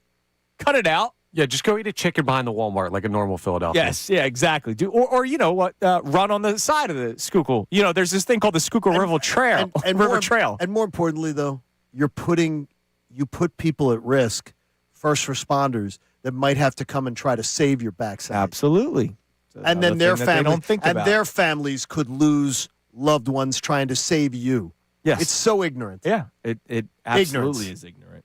All right, let's get a couple text messages, and then what do we have on the projected opening day lineup from the Major League Baseball social media account? So this isn't, me, John, and Connor putting together our projected lineups. This is what Major League Baseball is expecting for the Phillies, and we'll talk about whether or not we like it. What do we got on the text line so far this morning, Connor? All right, so we've been all over the place with the Phillies. Sean from Parkwood wants to check in on the Bryce Harper conversation, where we're at with him right now. And he said, as long as Bryce Harper wears Philly Fanatic underwear and socks, he's good. LOL, that's the way it is. There are a lot of people. He loves us. He's one of us. There are a lot of people that believe Bryce Harper can do no wrong. I'm going to tell you, his behaviors show, though I do believe he wants to ingratiate himself to us, he doesn't act like us. The behaviors of yesterday show he's not like us. It's not like us. To be so offended by, again, being compared, and the soundbite, Dave Dombrowski, being compared to Freddie Freeman is what he's offended by. And I would tell you that a 3-time world champion, World Series MVP, the better first baseman, would honestly be the one who might be offended at being compared to Bryce Harper. And Bryce Harper's still a very, very good player. Freddie Freeman, you're offended being compared to Freddie Freeman? That's rich to me. That's just absolutely rich. He can do no wrong for a lot of people. Because he wears Fanatic socks and he panders. How many times on this show? We're coming up on our 2-year anniversary, right, in March. How many times? 500 on Wednesday. How about that? How many times have we talked about lack of effort hitting a ground ball so he won't bust it down the first baseline, but then we'll try really hard to stretch a single up the middle into a double and gets thrown out doing it. And there's a lot of people that are like, he can't run hard on every play. Yeah, he hustles on the ones that he tries to make something happen. And then there are people that celebrate him getting thrown out at second base because he's trying. Like I'm not saying everybody, but there are Phillies fans that go, well, that's the effort that I want to see out of any of my athletes in Philadelphia. One of our questions today is, what do you want out of your athletes in Philly, and what are some things that you can do without? I love extra effort. I love that he busts it out of the box when he wants to. When he wants to, though. But I hate stupidity. There is a difference between aggressiveness and stupidity. And Bryce Harper has shown numerous times in his tenure here in Philadelphia that he could be a dumbass base runner. And I'm not calling him a dumbass. I'm calling him a dumbass base runner. And what does the manager of the club say about it? Nothing. Crickets. And that's why Nick Castellanos may be. Does the manager ever call it out and say, we can't have that? Crickets. And does it happen year after year, multiple times, year after year? Crickets. It'll happen in the first month of the season. And that is why I get substitute teacher vibes all the time from Rob Thompson because he's not going to stand up to Bryce Harper. By the way, Say it. guarantee. I might propeller cap this. Oh, What's no, that? Whoa, you're whoa, up whoa, for two, whoa, whoa, though. whoa, whoa. Okay. Within the first 2 weeks of the season, we will be able to say that he did a stupid base running decision. Whether it works out or not, we will say that was a dumb base running decision. You know why? Because he's going to do whatever he can to prove that he's still elite. Oh, yeah. So it is a guarantee that within the first 2 weeks of the season, he will hit a single somewhere up the middle, slightly between the two gaps, and he's going to do whatever he can to get to second base so that he can try to show I'm still elite. I still got the speed. I still got everything to my game. Doesn't shock me. Whether he's safe or out, we will say he had a stupid base running mistake or base running decision within the first 2 weeks of the season. Won't shock me if it happens. Will not shock me in the least if it happens. All right. Do you have the projected lineup in front of you here? Because yeah, I do. The official opening day, the official Major League Baseball account. So again, just to be clear, this was not. This is them. It's not us. This is not here on the Fanatic. The official at MLB on Twitter posted the opening day lineup and then the 5-man rotation, the projected and the official pronunciation for Garcia. Oh yes. Adolis, right? Well, the word is. So it's Adol is. That'll change in a week. Is the pronunciation Adol is Garcia. So it's Trey Turner. Ron Harris Suarez. Trey Turner. Bryce Harper. Kyle Schwarber. Alec Boehm. Cleanup. Brandon Marsh, 5th. Adolis Garcia, 6th. Bryson Stott, 7th. JT Realmuto, 8th. Justin Crawford, 9th. That's the third highest payroll in baseball, folks. Yeah, it's not a great lineup. That's the third highest payroll in baseball. Now, I will say this. We will, if this happens, if Garcia goes out there and tears the cover off the ball in spring training, there will be a different feeling about that lineup if you flip Bowman Garcia and Garcia's showing that he still has that pop and you're going, all right, that's the cleanup hitter from the right side that this team's been missing. My boys in Dallas that I go on with the Cowboys station all the time. I love those guys. We go back and forth. They go back and we go back and forth. They think I'm the nicest Eagles fan they know. They say we're going to love the guy. Sure. So already you're talking about a guy that is a good teammate and is a good energy. So I think that's a positive for the team and that the fans should like him. Yeah. They're not going to like his strikeouts, but they are going to like his power. Yeah. And if he connects, if he does have a rebound season, he could be immensely popular. And that changes how we look at that lineup. Right, exactly. Because Alec, again, I understand. You listen to the show. I've been waiting for Alec Bowen to be traded for the last 3 years now. Alec Bowen, it's not his fault they bat him 4th. It's not. But that's the third highest payroll in baseball. It's bad. And that's Dave Dombrowski. And that's why if you asked me to pick today, Andrew, you actually asked, are you Team Harper or Team Dombrowski? Now, after this weekend, I'm very disappointed with Bryce's drama.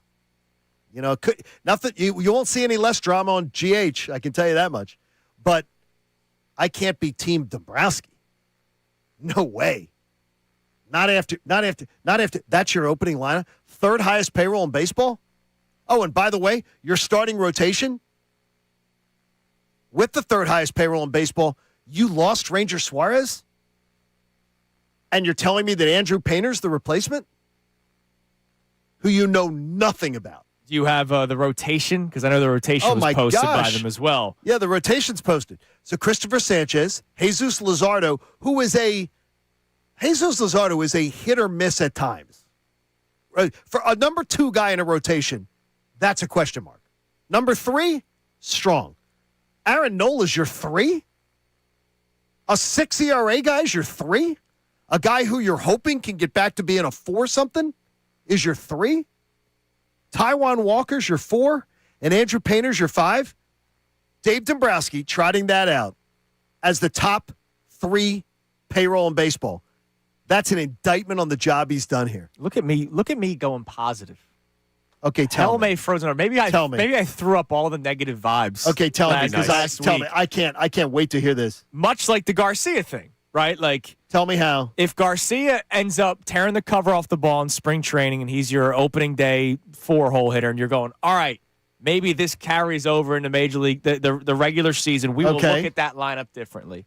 Okay. We will eventually, as long as his health allows it, look at that rotation much differently when Zach Wheeler returns. We will. Because I'd say Sanchez 1, Wheeler 2, Luzardo 3. If you're telling me Nola 4, Painter 5. Well, no, when you put Luzardo to a 3, then I'm saying Luzardo's where he belongs. Nola, to me, is more of a 4, like 4 or 5-ish. If he's pitching well, he's a 4. If he's pitching like Nola has been, he's a 5. But that's fine as long as everybody gets bumped. But we don't know that yet, right? And so there it is. I'm just saying there is a world where if Garcia has the resurgence and if Zach Wheeler comes back to being somewhat of Zach, I'm not even saying, hey, go out there, be like the fact that you trotted out Cy Young odds last week, Connor. I was shocked that the league has it. I'm not even saying you. I'm not ripping you. I can't believe Vegas has Zach Wheeler 7th in odds when he's going to be missing some time to start the season. But if he comes back and looks somewhat like he normally does, which is really freaking good. Oh, yeah. And now all of a sudden your rotation is Sanchez, Wheeler, Luzardo, then you're Nola, Painter. Then you're feeling better. But we have to see that. I know. And the fact that you replace Ranger Suarez with, we're hoping, with Andrew Painter, that's a lot to hope because you didn't even give him a shot last year. All right, coming up next, we have today's headlines with Connor Thomas. We'll check a text message before it. Connor says it's great today, too, right? Yeah, he said there's a lot of great stuff. Can't wait for it. Our main topic today, what do we want from athletes in Philly and what could you do without? Because Bryce Harper does a lot of things that people love. Bryce Harper also does things that a lot of people don't really love. It's Kincade and Salciunas, 97.5 The Fanatic. You know, the consultants in medical oncology and hematology are great, great people. And Dr. John Sprandio Jr. was the head coach of my cancer treatment. But he had a great team around him. And they were the team that helped to schedule all my appointments for me. They were the nurses that took such great, great care of me. They were the administrative staff that made sure that I never had to worry about billing issues. They were the ones who made sure that I was able to have scheduled appointments across different healthcare systems because they're an independent practice. They're not tied to one healthcare system tree of providers. They've got 3 offices across the region. You're going to find free parking, easy access, no elevators or garages to deal with at any of them. And I can promise you, as a cancer patient going for treatment, you're going to be really happy you had that. The consultants in medical oncology and hematology. If you get a cancer diagnosis in your family, or it's your own, or it's your parents, or your spouse, whoever it is, they're going to help you get to the finish line successfully. Look at me. They did it for me. CMOH.org. Take the first step towards peace of mind with my friends. Dr. John Sprandio Jr., the entire team at CMOH.org. The Sixers.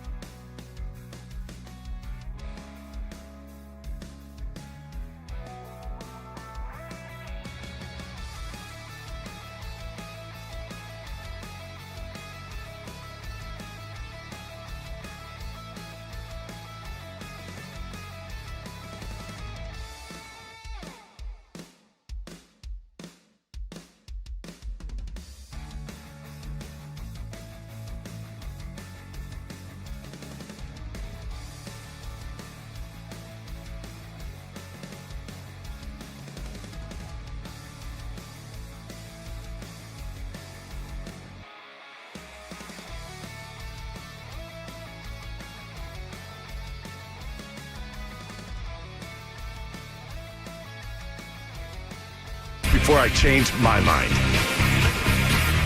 It is 7:47 here on Kincade Salciunas, 97.5 The Fanatic. And we'll get to today's headlines with Connor Thomas here in a moment. But let's sneak in a couple of text messages. What do we got on the text line, Connor? Our topic today, what do you want from athletes in Philly and what could you do without? There's a lot of drama in the city of Philadelphia all the time, right? Like, I would imagine somebody would say, I would love everything that A.J. Brown does from a talent perspective, but I don't need him going on social media and complaining, right? Like, that's something, again, in a perfect world, we wouldn't get. We don't live in a perfect world. So what are some things that you want from athletes in Philly, and what are things that you could do without? What do we got? We have more people checking in on this Harper Dombrowski team. Which one? That's been like everything we've gotten. And this texter, Chuck in the Lehigh Valley, says, I'm team put on your big boy pants and grow up, boys. Dombrowski, you were dumb to say that out loud. Harper, if someone makes a shirt for you and you wear it, great, but you don't have to post it. Just settle this. Who was that, Chuck? Chuck in the Lehigh Valley. Chuck, no one made a shirt for him. His team made the shirt because he wanted the shirt. That's not how it works. Like he says, you hear him to the, they made me a shirt. Who's they? Who's they, Bryce? Who is they? Your team made you the shirt. And then you choose to display it because it's your personal Instagram feed. You chose to use it as a personal passive-aggressive statement. You were just as passive-aggressive as Nick Castellanos was trying to be yesterday. I'm telling you this, I was so much Connor. I wasn't. The other day I made it clear that I was very critical of Nick Castellanos, but I was trying to also play out that I had a lot of good interactions with him. Sure. Yeah. I was so disgusted with him yesterday. I was disgusted. He was talking about Joe Torre. Craig Stammen. I thought it was so embarrassing that if Craig Stammen if he has Rob Thompson's managerial line, when Craig Stammen is done, if he ends up with Rob Thompson's managerial success, I will be shocked. Is there a chance he confused him for Craig Counsell? I don't know. Maybe. Who, by the way, Andrew just hates. Yeah. It's on his hate list. Yeah, because I don't like He hates what he's played. He hates Notre Dame. He did play, yeah. He hates Notre Dame. I don't know what it is. And look, by the way, let's not act like the Padres don't have as much talent as the Phillies do. No, they do. But there was such I got to tell you yesterday, Nick, I'm done.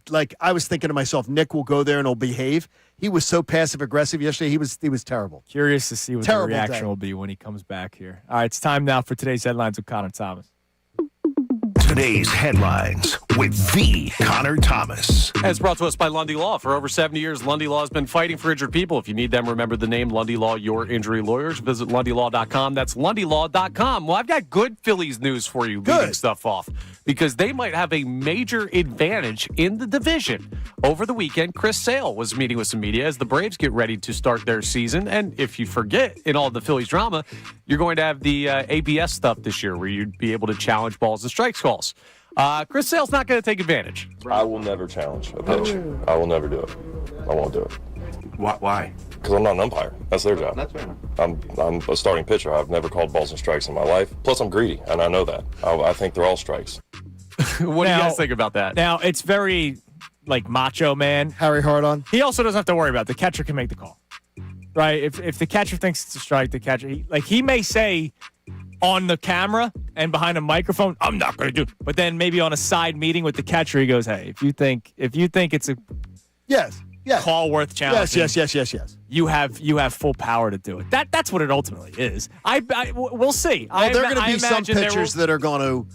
I could see the Verlanders, the pitchers that have the ultimate cachet to be like, you don't question me. Yeah, I just don't think I've ever met a pitcher in my life who doesn't want a strike called. It's I know for he's still playing. He didn't retire. Like Scherzer, is going to be a nutcase. Oh my gosh, Scherzer that's what I'm saying. Somebody's neck He'll over. be a nutcase. I think about Scherzer this. and Verlander both will be two of the guys that I would expect to be the first to do it. Yeah, among the first to do it.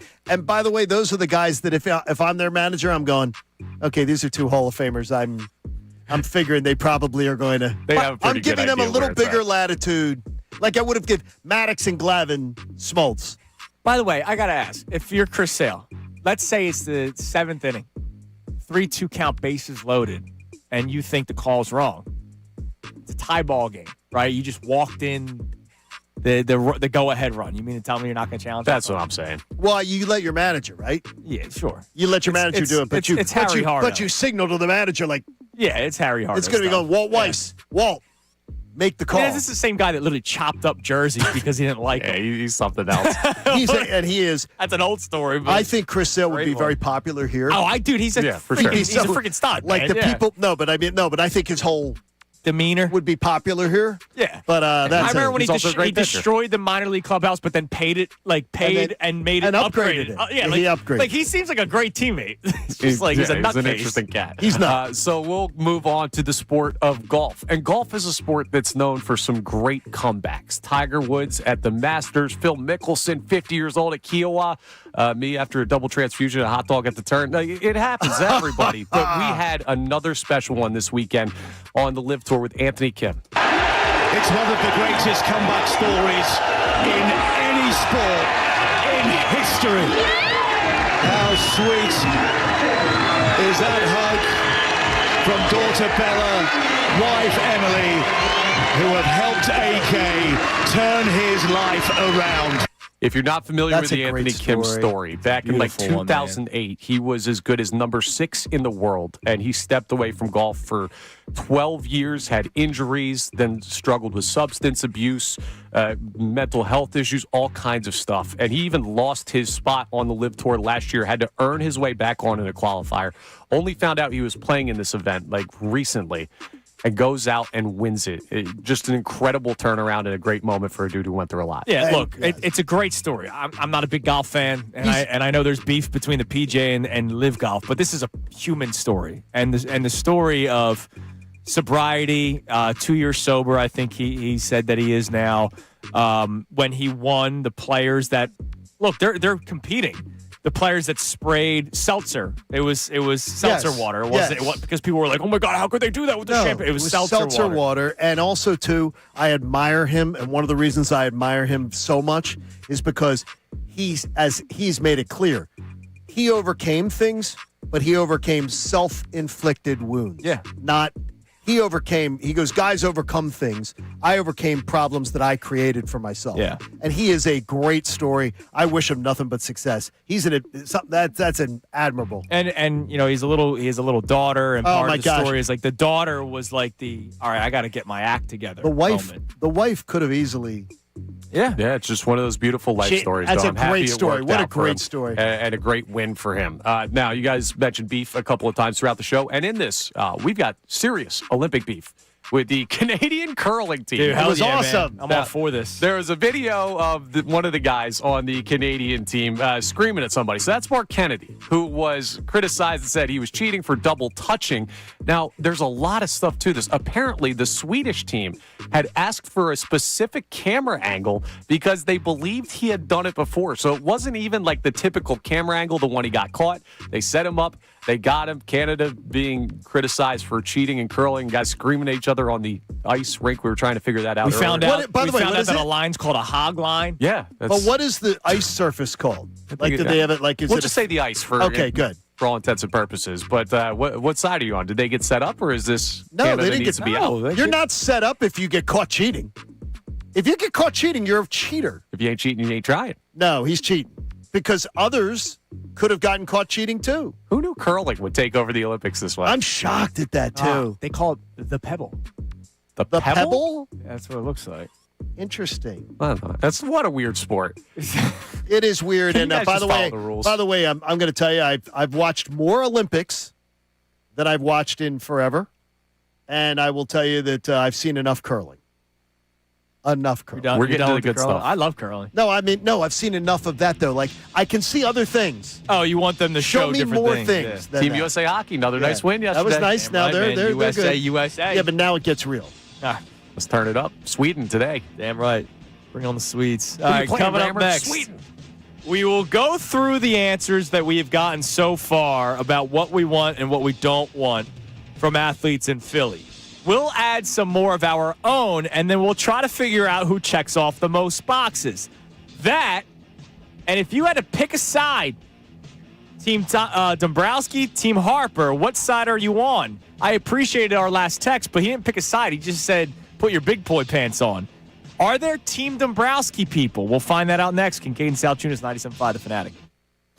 Now on 97.5 The Fanatic Sports Update. Full team report day. I'm Connor Thomas, and you wouldn't know it from the news cycle down in Clearwater, but the full Phillies team has not even reported yet. Today is the deadline for everybody to show up, and they've had plenty of drama in the meantime. The Nick Castellanos fallout continuing as he was released, and that Gelb story in The Athletic went viral detailing the issues in Philadelphia. He's not the only one causing drama, though. Bryce Harper met with the media, and he had a chance to talk about Dave Dombrowski's comments about his not elite status and where that stands. I mean, I don't get motivated by that kind of stuff. It was kind of wild, the whole situation of that happening. I think the big thing for me was when we first met with this organization, it was, hey, we're always going to keep things in-house, and we expect you to do the same thing. So, when that didn't happen, it kind of took me for a run a little bit. And things are just getting started down there in Clearwater. Like I said, full team reports today. We'll get an update from John Clark at 9:05 from Clearwater live down there. It was a successful All-Star weekend for the Sixers. VJ Edgecombe, Rising Stars game MVP. Tyrese Maxey's team won the All-Star game. So they've got some good stuff to get back to in Philly, and regular season action resumes on Thursday for them. We'll talk to Tony Jones about it at 9:30. This update is brought to you by Orderly Meds, affordable GLP-1. Struggling with weight loss, Orderly Meds offers proven GLP-1 semaglutide programs starting as low as $74 a month. Start now at loseweightnow.co. Eligibility required. Visit loseweightnow.co. I'm Connor Thomas for the Sixers, Flyers, and the Best Birds coverage. 97.5 The Fanatic.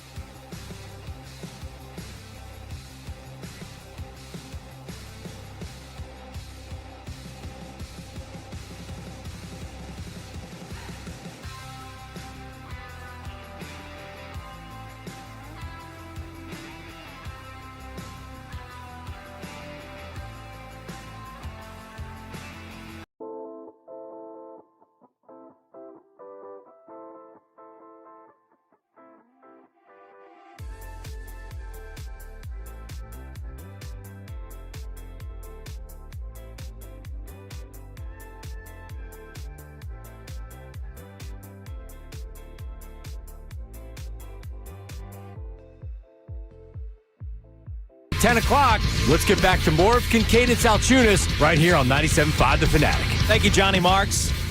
So we'll try to figure out who checks off some of the boxes, the most boxes, about what we want out of athletes in Philadelphia and what we could do without. And we will add some more answers because we've got a couple on the text line. But before we do that, during the break, John and I were talking about the Team Harper, Team Dombrowski's, because we're making you pick a side today. And I said to you, is anyone really going to be Team Dombrowski? We've heard people that are like angry with Harper, but they're not saying Team Dombrowski. Because I'll be shocked if we hear anybody that's Team Dombrowski. Well, Do we have anybody, Connor? Is there a single soul that has texted into 610-632-0975 that is saying, you know what? In all this, even though the offseason's been dreadful, even though not everybody feels that way, a lot of people think the offseason's been good. Is there anybody that believes that they are saying that they are Team Dombrowski over Team Harper? I have not seen a single one. All right. Now, is that because of the offseason, or is that because we all realize Dombrowski should never have said what he had to say, even though we don't totally disagree with it? I think it's more the offseason. What are people saying when they say Team Harper? Is there a reason why? Because my ultimate thing is, yo, Bryce, you got to get over this, but I kind of understand what you're saying, what you mean by I wish that was kept in-house. We had his back. Yeah. We had his back that Dave Dombrowski should not have said that publicly. But what he said publicly, Bryce should have gone, wait a minute. Because if you hear the whole soundbite, when he compares him to Freddie Freeman at that point, Bryce should have gone, yeah, I'm not going to cherry pick just the first part of the soundbite. Being compared to Freddie Freeman, I should be honored. Honestly, Bryce should be honored to be compared to Freddie. Is Freddie Freeman your favorite baseball player? Freddie Freeman is a 3-time world champion, World Series MVP, one of the best players in baseball under the brightest of lights. If Bryce Harper is offended being compared to Freddie Freeman, you got to play it, Connor. You got to play it. If you're offended being compared to Freddie Freeman, then Bryce Harper needs to check himself in the mirror. But it's not about me. And by the way, yes, I've known Freddie Freeman since he was 18. I know. I know that Freddie Freeman would absolutely have no problem telling you that at 35, I spoke to him before the game 1 of the NLDS. He would have no problem telling you that at 35, he's not the player he was 4 years ago. Yeah, he would have no problem. I totally understand your point. He has no problem because you know what he is? He's self-aware. And he would have no problem saying, yeah, I'm not the same player I was years ago. But you know what he can do at 33, 34? You know what he can do? When the lights are brightest and his team needs him to do it, he can put them on his back and he can carry them. So if you're offended being compared to Freddie Freeman, I'd suggest that you just sort of put that in the back burner and say, I'm never bringing that one up again. By the way, I will say there was a time where like 2 of my favorite players to watch on a daily basis. One was Freddie Freeman. The other was Ronald Acuna Jr. It was a shame that they both played for the freaking Atlanta Braves. I love Freddie's game. That's what He's I said a great to you. player, a great guy. That's what I said to you. I said to Andrew, I'm like, okay, when the Dodgers are in, I want you to come down because I think he would enjoy talking a little baseball with Freddie Freeman. Freddie is a incredible talent, an incredible leader. By the way, more of a vocal leader. And he was challenged to become one. Sure. And he became one. Especially in a clubhouse with a lot of high-priced because he had a lot players. of veterans before him. Yeah. But then when those veterans moved on, they were like, oh, it's your job now. All right. What are they saying? Why are they saying Team Harper, even though you said not a single soul saying Team Dombrowski? But why are they saying Team Harper? This texter saying Team Harper, Dave Dombrowski has not done a good enough job. Even though Harper has had his shortcomings the past couple of postseasons, the outfield is a mess still, and how he's handled Bohm and Castellanos has been amazingly stupid. Yeah, I mean, that's my biggest thing. Like, again, am I surprised that if, let's say, Dombrowski never said anything, did I expect Nick Castellanos to get traded for, like, some top prospect? Like, no. I expected him to go for, like, a middling prospect and the Phillies to eat $12 million. Yeah. $13 million. But the way he spoke about Nick Castellanos, the way he had been speaking about Nick Castellanos, because let's not act like this was a one-year thing. For 3 off seasons. Yeah. It's no surprise that there was no market for him, and every team knew it's football. It's like football. Players expected to be released. So what's going to happen is they're going to be released, or a team will trade a 7th-round pick for them, right? Like that's what we see in football all the time. Same goes for baseball. Just nobody was willing to pony up even like $1, except for the Padres. Well, because they knew the Phillies $700,000. They knew the Phillies couldn't bring him back because all of their stuff was on Front Street. Yeah, it was way too public. All right, one of our topics today, based off of Bryce Harper. Let's play the Harper clip again, Connor. Here's how we started the show this morning. Here he is on, once again, being asked about Dave Dombrowski's comments that took place over this offseason. Not really. I mean, I don't get motivated by that kind of stuff. You know, for me, it was kind of wild, the whole situation of that happening. I think the big thing for me was, you know, when we first met with this organization, it was, hey, you know, we're always going to keep things in-house, and we expect you to do the same thing. And so, you know, when that didn't happen, kind of took me for a run a little bit. So I don't know. It's part of it, I guess. It's kind of a wild situation. That even happening. Obviously, I didn't have the year that I wanted. Obviously, I didn't have the postseason I wanted. My numbers weren't where they needed to be. I know that, and I don't need to be motivated to be great, in my career or anything else. So that's just not a motivating factor for me. For Dave to come out and say those things, it's kind of wild to me still. Wild to me still. But play the next one, Connor, the follow-up question. And by the way, see if you can identify who the person is that asked the question about the T-shirt. Did you wear the T-shirt For the motivation? Well, the Not Elite T-shirt during BP that you posted on TikTok, was there any message behind that, or was that just what was it?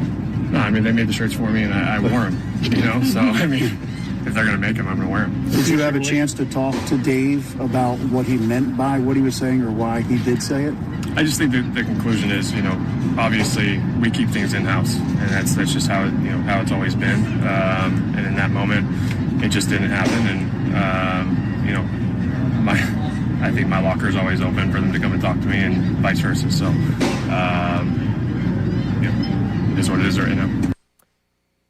Which isn't true. He hasn't kept things in-house. Well, and that's the thing. Like, I mean, come on, and, Bryce. And again, I'm Team Harper in all of this. We Ultimately, have been Team Harper. But one of the things that he contradicts himself of saying is basically, it's wild that Dave Dombrowski did that. I wish he kept it in-house. He himself has not kept things in-house. And there have been other players that Dave Dombrowski has publicly talked about that I don't ever remember Harper coming to the defense of. I don't remember ever Harper coming to the defense of Nick Castellanos. Now, here's what I would say about that, though, too, and it's something that when we talked about it earlier, is maybe he didn't want to. Could be. Because Nick was a bit of a J.O. Yeah, but he didn't really do it for Boehm either. And No, he never did. But again, though, the veteran leadership of the team was the ones who reportedly said to Rob, bench his ass. We're tired of having to babysit this guy, having to cajole him during a playoff series. So maybe, and I can't rip Bryce for that. Like, I can't rip him for that. Like, if you, I find you are, and I've said it before, Connor's one of the sweetest people I know. You're not, but you're a good person. You're a very good person. But you are also, though, you're a much more compassionate person, though. You can deal with people that are dramatic, people that are. I deal with you guys. I don't deal. I don't like. Day. I don't like dramatic. I don't like dealing with dramatic people. I don't want to deal with somebody every day with like, what's wrong? Yeah.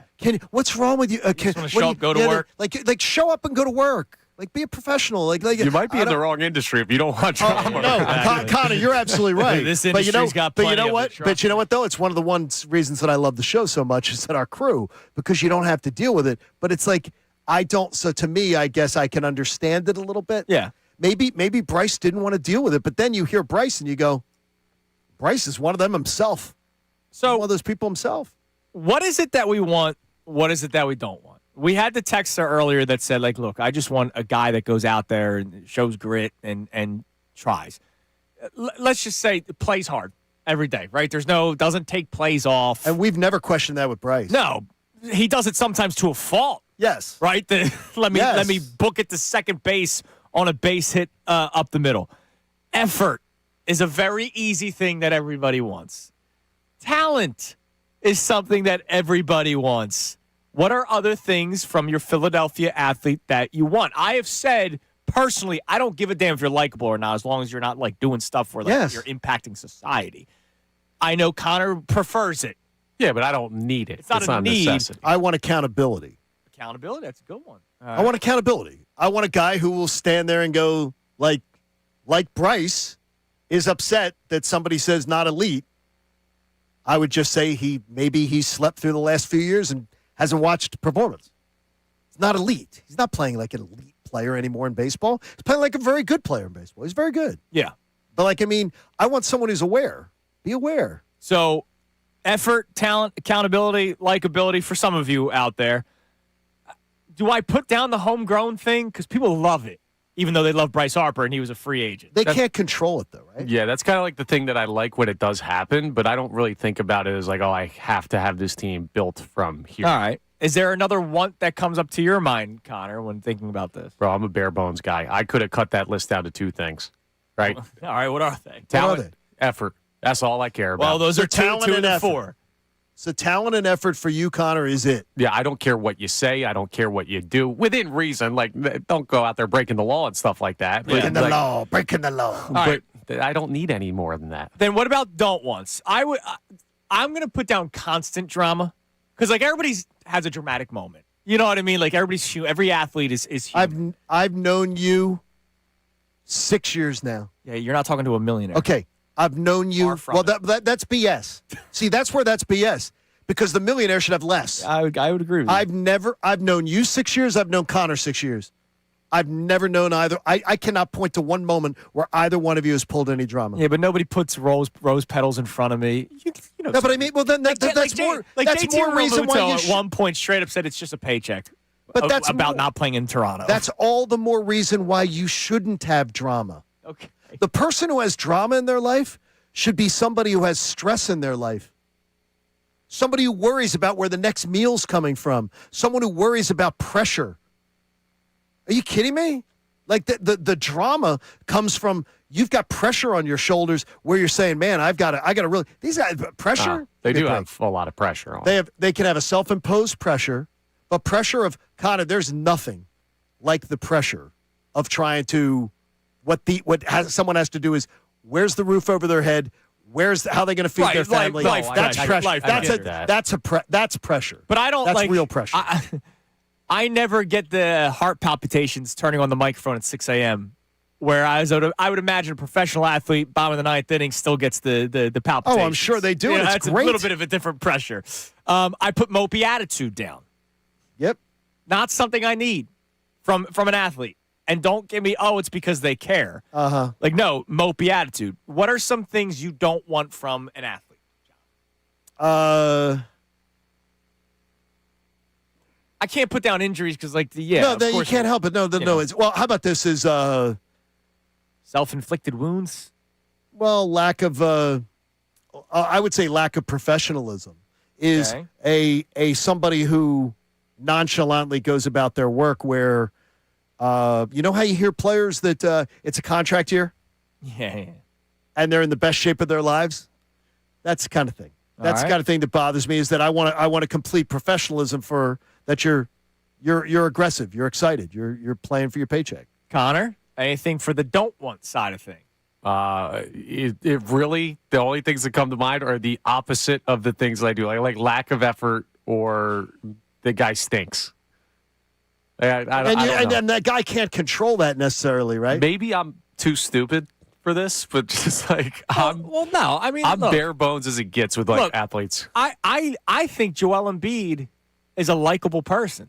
I think Joel Embiid has one of the worst attitudes when things aren't going well. Uh-huh. Yeah. And that's the same person, right? Like, Joel Embiid seems like a very fun person. And then I see them losing for 5 minutes, and his head, 7'2", is down to the ground. Yeah, but my issue with Joel Embiid has never been his attitude. See, to me, a lot of it is. For me, the attitude comes from him either having to constantly rehab and the team not getting it done in his wake, or them not getting the results. Right? If they won all the time, he'd be happy. See, there have been times where he looks like a mope. And I know, but it comes from losing. And part of it is, but you're ignoring the fact is the self-inflicted wounds.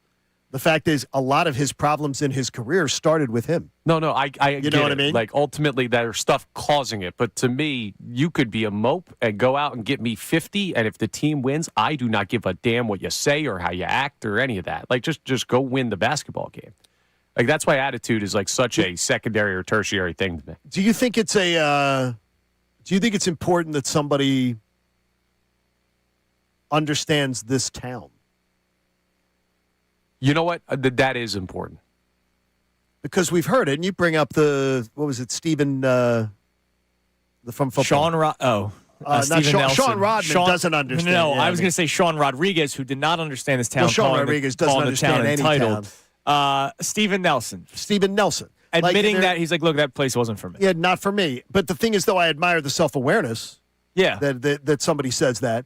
But to me is the idea that is that I want somebody who understands what they're walking into. Yeah, like Alec Boehm, the I bleep and hate it here, I don't think he realized just how crazy this place got. And then he also realized that when things go well, you're going to be a god. You're lionized here. Like, yeah, you're absolutely loved You're here. carried around like Prince Ali and Aladdin. You know what I mean? Yes. Like you're like that. That's like you can be a saint in Philadelphia. Look at Nick Foles. He's literally we literally call him Saint Nick. And this city tends to sometimes lionize guys who are average guys, and sometimes TJ McConnell, great sometimes destroys guys like Mike Schmidt. Right. Like I can tell you, before Donovan McNabb got here, greatest quarterback was Ron Jaworski. And Ron Jaworski didn't have the career here that Donovan McNabb had, that Jalen Hurts has had.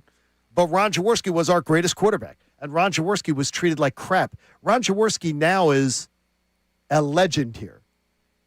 Like everybody loves Jaws. Anybody who meets him, they love him. But I grew up watching Jaws as the first quarterback I remember of the Eagles. He got treated like crap here. Yeah. Are you ready for it? 11 on our YouTube chat does not want a What's up, AJ? big mouth. Like almost keep to yourself. But here's the I don't deal. want that. This is what's interesting. Big mouth is Larry Boa is negative, right?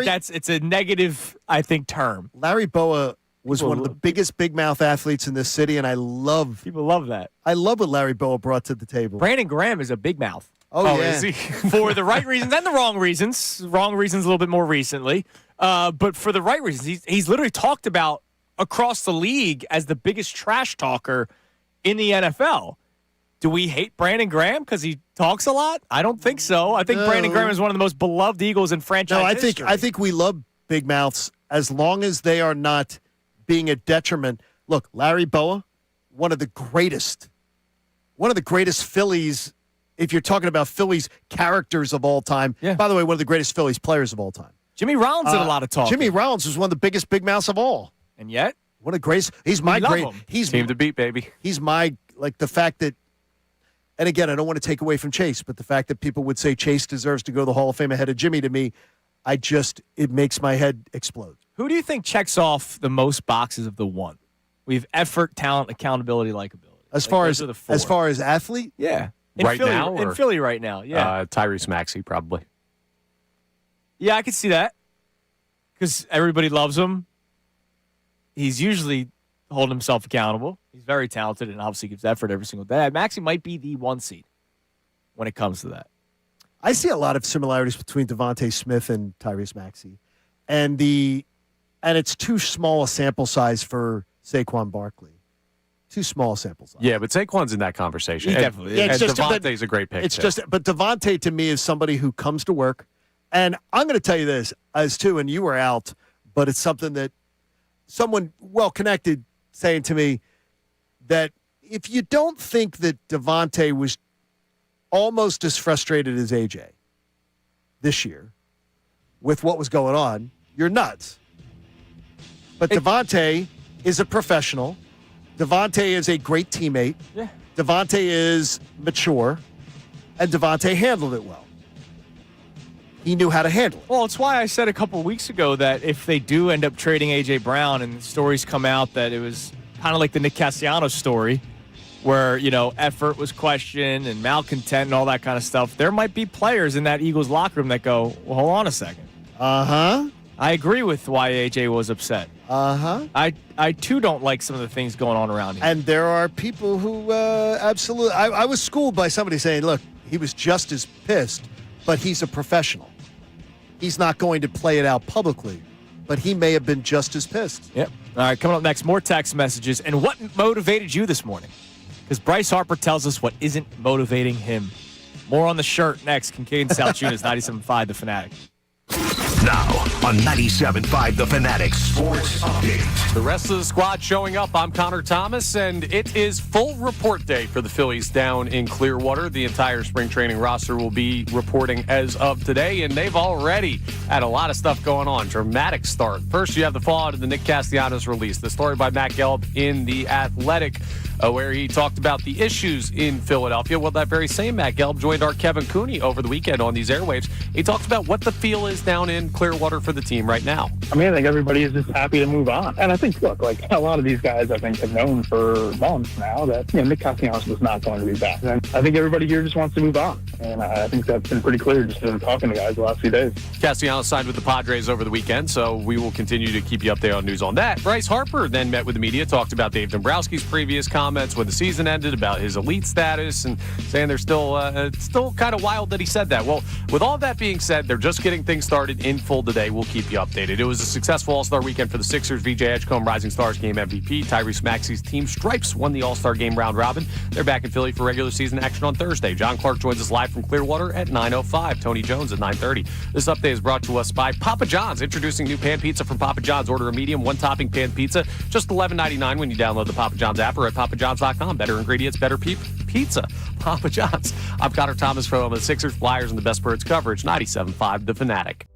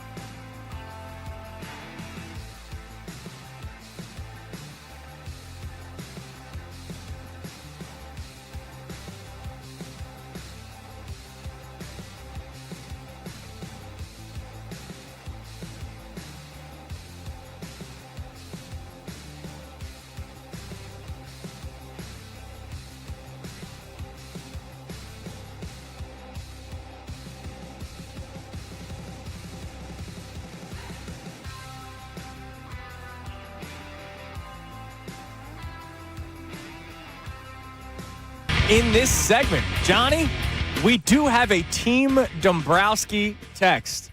Okay. We are wondering, are you Team Harper or Team Dombrowski? And again, it's on this Harper Dombrowski sort of riff. This is not what Dombrowski has done this offseason. Which not a lot of people would be Team Dombrowski with. No, I don't think so. But it's Dombrowski saying what he had to say about Bryce Harper, the message, and the fact that there was a message. And then Harper responding to said message, being upset that it was not kept in-house when he is somebody that is pretty bad at keeping things in-house. He never keeps things in-house. And the fact is that you don't tell, by the way, you don't tell management how to spend their money publicly. Because somebody here in an email, and I love Michael. Michael listens to us every day, and Michael goes, I usually agree with you, but I vehemently disagree with you today on the sign JT thing. And he said he saw that yesterday Andrew's tweet that was being repurposed yesterday. He says, I completely disagree with you. He goes, that is exactly what he's supposed to do. Pressure management to get JT Realmuto back here. It's what the fans wanted, and it's what this team needed, and I think even you would agree that JT Realmuto coming back was important. Yes, I agree with that. But it's exactly the opposite of keeping things in-house. That is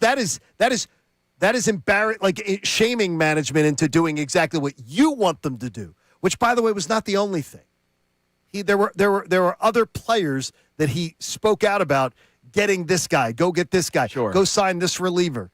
That's not the kind of thing you're supposed to do. But I'm happy with him doing it. No, Much like how I was happy with Embiid a couple weeks ago calling out management, and then they traded Jared McCain to get under the luxury tax. But we big just game lauded for Joe. McCain and Isaiah Joe not that long ago, by the way. Yeah, they're a good team. But we just lauded Joe for this. So, like, what's different there? What do you mean? Joel Embiid just basically said, hey, stop being cheap to the ownership of his team. Yeah, I didn't laud him for it. Okay, so you did not. No, I didn't. But what John is saying I didn't laud him for him. I'd be like, hey, Joel. I mean, please. But what John is saying, Bryce Harper didn't keep it in-house. He didn't keep that. That's not Exactly. keeping it in-house. So the problem is more counteractive to the message that he's giving right Bryce now. Harper is upset that it was not kept in-house because it was about him and it was not a positive. Say what you mean and mean what you say. Say what you mean what you say. And Bryce Harper got so yesterday when he got questioned about, hey, bro, I don't need stuff like that to motivate me. Here he is on the T-shirt. We played it a couple times for you. He said the shirt, the not elite shirt, is not something that needs to motivate him. But then somebody followed up and said, well, then why'd you wear it? And this wear the T-shirt. For the motivation? Well, the not elite T-shirt during BP that you posted on TikTok, was there any message behind that, or was that just what was it? No, I mean, they made the shirts for me, and I wore them, So, I mean, if they're going to make them, I'm going to wear them. Did you have a chance to talk to Dave about what he meant by what he was saying or why he did say it? I just think the conclusion is, obviously we keep things in-house, and that's just how how it's always been. And in that moment, it just didn't happen, and I think my locker is always open for them to come and talk to me, and vice versa. So, it is what it is right now. They make the T-shirts for me. They make the T-shirts for me. I put it on. BS. You had the T-shirt made. You had the T-shirt. No one had the Phillies didn't go out and have the T-shirts made. Your camp had them made. And your camp had them made to give a middle finger. It's because you were offended. Yeah, now he might not have told them, hey, make this shirt. But when they made the shirt, he chose to put it on. He put it on and then puts out a TikTok. Yeah, his social media, whether he's the one that's actually hitting send or his team is the one hitting design. send. It was all everybody was on the same page. Everybody was on the same page with what was going on the moment that thing was posted. Come on, stop. So we have a Team Dombrowski text. Is that true, Connor? Yes, it is. We have a check-in here from Dave in South Philly, live from Citizens Bank Park. No, I don't think it's Dombrowski, but this texter says, on the topic of the comments, I'm 100% fine with what Dombrowski said. His comments were factual and fair and not offensive at all. I also think Dombrowski hasn't been a great president of baseball operations here, but on this issue, I'm Team Dombrowski. Bryce Harper is baby poop soft. I was surprised when it was said. When Dave Dombrowski said the words that he said, that was like, other than I was angry during that entire press conference back in October because he's talking about how they were a Turner throwaway. It was during Middays with Marks, wasn't it? We're a good club and all this kind of stuff. Good club. But when he mentioned Harper, I was like, oh, boy. Whoa, hold the phone. I'm not angry about this. I'm just surprised that he's saying it as publicly as he is. Bryce Harper clearly took offense to it. Now, you could say that Harper's soft for taking offense to it. And then, of course, Harper doing the whole that's got to stay in-house when, again, Bryce Harper's not the first player Dave Dombrowski has spoken of negatively in public. And this isn't even negative. He didn't say that he stinks. He just said that he's not elite anymore. Yeah. And Harper took exception to it. I'm Team Harper in it ultimately because it never needed to be said to begin with. It could have been mentioned through the grapevine. It could have been said through back channels. You name it. You name it. It could have been said. Because I think Bryce Harper, and you heard him say it in the first clip that we've played a couple of times, he was going to be motivated to be better this year regardless because he realized he did not play well last year. He realized that he did not play well in the playoffs. And I give him credit for that because there's a lot of guys that run and hide from that stuff. He said he owned it. I didn't. I was not me last year. I was not me in the playoffs. I did not play well. That was going to be motivation enough. But to then say that you aren't motivated by what Dombrowski had to say and yet you're doing the social media stuff, you are. By the way, the same quotes before 2024 and 2025. Because Dork Boy dug them up yesterday. He almost said the exact same things before 2024 season, before 2025 season. So in my mind, little less quotes, just a little more making it. He didn't do any blood transfusions after those seasons, though, John. Yeah, the whole milk, whatever the milk is. What's the milk? Raw milk. Raw milk and blood transfusions. Okay, that's good. Maybe they pump the raw milk through the veins. I don't know if they I know how it works. Yeah, I know how it works. If he's going to get asked about it, it's the only answer he can give. And we hope he doesn't have to give that answer next year because he has a better year. But hopefully this is done. Hopefully this is all done. I'm guessing it's not. You know what I'd like to be all over? Alec Bohm batting cleanup. For the Phillies. So earlier you gave us the projected lineup from Major League Baseball. The MLB Twitter account, so not a blog, nothing. The MLB Twitter account has Alec Bohm as the projected cleanup hitter, followed by Brandon Marsh. Speaking of accountability, I will give credit to Alec Bohm. Todd Zalecki wrote a great article on the upcoming season for Alec Bohm, which is, as you talked about earlier, a contract year. Mm-hmm. So maybe not that I think Bohm goes through the motions. I think he's just a nutcase at times. He's going to come in a little bit extra motivated because he's going into his contract year. He did say, in the grand scheme of things, it's still pretty far away. It's not like I'm going to be like, I've got to get 3 hits today because I'm going to be a free agent. That's a slippery slope. All right? So I appreciate that answer from Alec Bohm. But he was asked about potentially batting cleanup again. And John Clark, who we're going to speak to coming up at 9:05, put out a tweet yesterday that Rob Thompson told him they are going to have a competition. I don't know how you can really compete, but Bohm, Garcia, and Real Muto to be the opening day cleanup hitter. Man, Garcia, we really need you to turn your career around. I swear to you, man. Here's Bohm It's on terrible. the 4-hole. When you think of a number 4 hitter, everybody wants home runs. At this point, it's not necessarily the whole part of my game. I'm not a prototypical 4 hitter. I put the ball in play. I'm contact over power. I will strike out less, hit more, walk less. But what I can do is be somebody behind those guys that they still don't necessarily want to pitch to in a situation with guys on base because they know I can move the ball all around the yard. So I appreciate that he's like, I'm not the prototypical 4-hole hitter. He's not trying to calm people down. He's not trying to be like, oh my God, this talking point is ridiculous. He understands it. And I appreciate that. I do.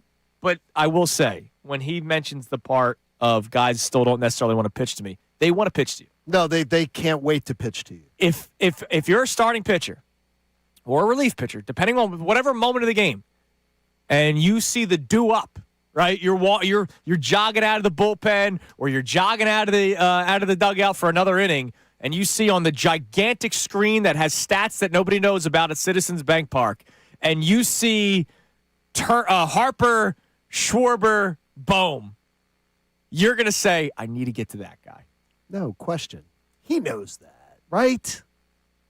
He knows that. He has to know that. He's got to know that. I mean, he's got to know that. He just It's is. why the playoffs have been crap the last couple of years. Yeah. And why he looks like he's going to cry. They don't pitch to the other guys. They pitch to him because they're not afraid of him hurting them. And I think he looks like he honestly looks like he's going to cry. He's been and he's had to be cajoled and hugged and it got his teammates pissed. Like they don't want to have to deal with that. Oh, it's brutal. Right now, what I'll say is I would prefer for him to be the cleanup hitter on opening day. Why is that, Connor? Because JT Realmuto is not going to be the cleanup hitter of this team. He's just not. He's not that offensive player anymore. What if he starts out? What if JT? I haven't seen enough consistently from him. He had a great second half of the year last year. Okay, but what if this year he starts out for some reason? With that big new contract that they gave him. Okay, sure. Then it can be JT too. My point is this: I don't want Adolis Garcia being the cleanup hitter on day one. No, I want it. I want it. Here's why. So, why don't you? Because he is a guy that has had a downturn the past couple of years. He is on a new team that is dying for a cleanup hitter, and I want to see him bat like sixth so he can at least get his feet wet first. Because the last thing I need from a guy who strikes out a bunch is a dude that now all of a sudden gets the feel right off the rip. Hey, I'm the cleanup hitter that this team has been missing. Like I'd rather him just get comfortable with the new environment and then move him to that spot. I don't want his hand held. Connor, you sound like you're. Yeah, I mean, this is a grown-ass man. If he plays well in spring training and shows that he's got that swing back, that pop back, I'm penciling him day one. I'm celebrating that I can pencil him in. I'm hoping that it continues. I'm not worried about holding his hand and whether or not he's mad. I'm telling you, Garcia, I think would throat punch you. That's exactly where he wants to be. He wants to be where Andrew and I just said it is. He came here with that to be because he knows he's better than Realmuto and Bohm in that role. If he earns it in spring training, absolutely. Like if the guy goes out and crushes the ball in spring training and he looks like your cleanup hitter, he can be your cleanup hitter. But where we sit right now with the offensive seasons he's had the past couple of years, I need that dude to feel like himself again. And he has not been that way the past couple of years. And I don't think. Yeah, here's how he feels like himself. They put on Harper and Schwarber, and they can't put another guy on base. So they're going to throw a fastball down the pipe, and he unleashes. So that's how he feels like himself. Right. I just think it's better for him to start a little bit lower down in the lineup and work his way up to cleanup. But here's the only thing is you're saying, though, put Bohm there. Yeah, because I know what the floor of this team is with Bohm cleanup. And I know they'll survive for a month of the regular season with him hitting there. Then by that rationale, they'd survive with him being there. Right, they would. I just don't want him pressing. And I wonder if him being in the cleanup spot after 2 down offensive seasons is going to lead to him pressing. I got to tell you, I think at least from what, again, I don't know the guy, but what I've read about him, that it's not a guy that is mentally like gets in the dumps and starts, like he's not a guy, he's just a guy who is high risk, high reward. He's a guy that swings the bat hard. He swings the bat hard. Even in his best year. And Kevin Long is supposed to be this great hitting coach. When he hit 39 home runs, he still struck out 175 times and had an on-base of only 328. So we got to expect it. Like, if he gets an on-base percentage of 300 this year, there should be a parade. The last 2 years, 271 last year, 284 the year before that. I'm not worried about pressing. I just want him to hit the ball. I got you. I get your point of view, but I wanted to be the cleanup hitter for 5 months out of the season, but I am totally comfortable with having him in a little bit of a more advantageous spot to start. All right. Coming up next, a theory was proven wrong this weekend. Check mark. Kincade and Salciunas. 97.5 The Fanatic. The Fanatic's Andrew DiCecco.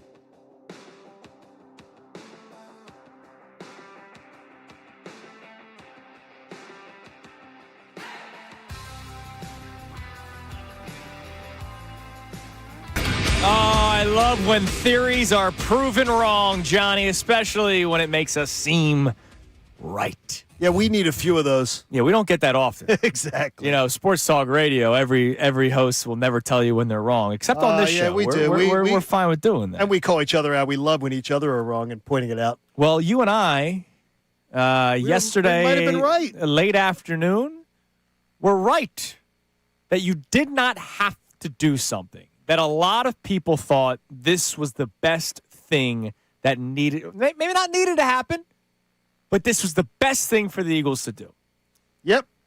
And I told you that I was going to hold on until an announcement was made about what the Seattle Seahawks were to do with their vacant offensive coordinator position, because the Seahawks lost Clint Kubiak to the Las Vegas Raiders. Seconds after they won, they knew, right? They had already known that he was going elsewhere. And there were 3 candidates in-house that were interviewing for the position. Those 3 candidates, I believe, have been mentioned. Andrew Giannacco, who is a longtime assistant. Yep. He would have been their, Giannacco would have been their version of Kevin Petullo. Oh, how long has Andrew Giannacco been in? He's been around.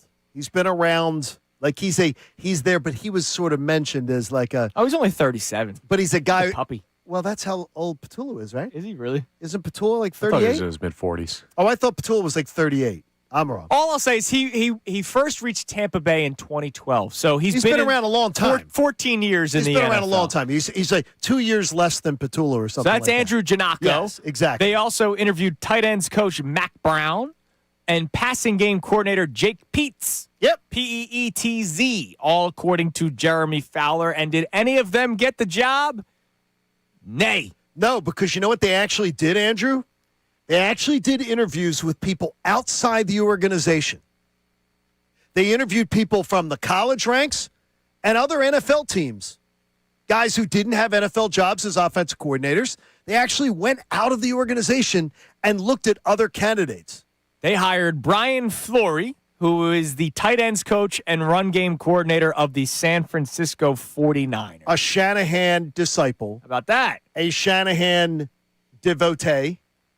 And a guy who is that if you're talking about Kubiak, he knows all the Kubiak Shanahan tricks. By the way, run game coordinator in that offense is critical. a very important it's like part of a staff. It's sort of the number 2. Sort of number 2 in command. Yeah. As far as because he's obviously the head coach and the offensive coordinator. He's the one that's calling the plays, but Kyle did not want ground game stuff. Kyle did not want him to go, but he was not going to get to call plays there. So again, last year, a lot of people told us, no, this is what they had to do. Oh, they couldn't do it. It was after the Super Bowl. It was after the Super Bowl. Oh, yeah. There's not enough time. Who'd you want him to hire? He's in-house, so he knows the team. He knows the offense. He was in every single meeting. Uh-huh. And what there will be people that point this out. We knew that Kubiak was going to get. They knew he was getting the job for weeks, as the Eagles knew that they were losing Kellen Moore. Nobody thought that Kellen Moore was sticking around. Correct. Nobody. Kellen Moore was being sought after by multiple teams. They knew he was gone. So the Seahawks or is projected to be gone. Seahawks were kind of doing their due diligence because you're not going to interview a job that's not vacant yet. They did their due diligence, put together a list of candidates, and said, all right, when we win the Super Bowl, we will start beginning our interview process. And they targeted Brian Fleury as one of their guys that they wanted to interview, whereas the Eagles basically said, this is our guy. We know what we're doing. And the fact is, it was the dumbest thing that people would say constantly was, who did you want them to get? Well, who'd you want them to go get? Give me a name. Give me a name. These are names that you don't. The teams have to know these names. And if they did basic research, you go around to the league and you go, oh, well, you want somebody who is, how about second in command to Kyle Shanahan? How about Kyle Shanahan's right-hand man who runs the running game, who just doesn't get to call plays because Kyle Shanahan calls plays? How about that guy? Yeah. That might be a guy you'd want to go to, who might be a hell of a lot more qualified than Kevin Petullo. Now, look, in fairness, he might stink. He might. He might. Yeah, I mean, he could end up being a terrible choice, but he's going to have a much better chance to succeed than Kevin Patullo did. I just appreciate that they went outside. The minute I saw it, I'm like, oh. And the minute that I heard they did Zoom interviews with multiple people from the college ranks, they were out there turning over rocks, and they even used it on the ESPN report. Unlike the Eagles last year, who had a internal target focused on from the beginning, Seattle decided to turn over every rock, and I'm like, oh, the minute I saw that, now, I'm like, in fairness, he's been in the league for 13 years and has never been an offensive coordinator. There. So, but he's just saying. Shanahan's, Just saying. Yep. It has been 13 years for Brian Fleury before he gets his first crack, too. So we'll see how this plays out. All right, what do we got on the text line, Connor? All right, so we have more people that have come out that are Team Harper than Team Dombrowski. Colby in Central PA is on Team Harper. He says, I cannot stand behind Dombrowski because I think he's a buffoon. But I think it's past time for Harper to sink or swim. This organization has been more than gratuitous, and it's time for him to reciprocate. Look, he's never going to sink to the point where he's batting like 200. He's not going to have like a Chris Davis season. But he's on a trajectory down. Yeah, but if a 3-year trajectory down. Yeah. Which he has to reverse. I wonder, was it Colin that sent that text? Hey, let me pull it back up. Sorry. 3, 4, 5, 23, 24, 25. He's on a descending. Colby. He's on a descending escalator. I just wonder, what is sink? Like, what is a Bryce Harper sink season? Because even though last year he was not himself, he still hit 27 home runs. Okay. Like, so what is a sink I season? would say it's not another year down the escalator. Okay. Reverse the escalator. Because we've seen it with JT Realmuto. The escalator's been going down, and they just gave him 3 more years. They just gave him 3 more and said, oh, no, JT, and we're going to pay you top of market, too. We're going to ignore all the numbers, and we're going to pay you top of market prices. Damn right, man. What else you got on the text line? All right, we also have a check-in here from Father Sean in Parksburg saying Harper may not have been elite last year, but Dombrowski hasn't been elite for a while. That's why I'm Team Harper. Who's got the better resume? Well, as an executive, Dave Dombrowski has a better resume. Yeah. I'm just saying, is that why? Because I think that's a little bit of a father. I think that's a little bit of a cheap shot. Now, let me ask you how about this? He has a better resume as an executive than Bryce has as a player. Well, Dombrowski has, 2 rings, right? Mm-hmm. And Harper has 2 MVPs. Okay. Valuing a player individually for it's a ring hard to do versus a guy who builds the team is unfair. Can I ask you a question, John? Because you mentioned the 3-year decline. Mm-hmm. So starting when? 2023? 3, 4, 5. So 2024, he was 6th in MVP voting. Okay, but go on the numbers.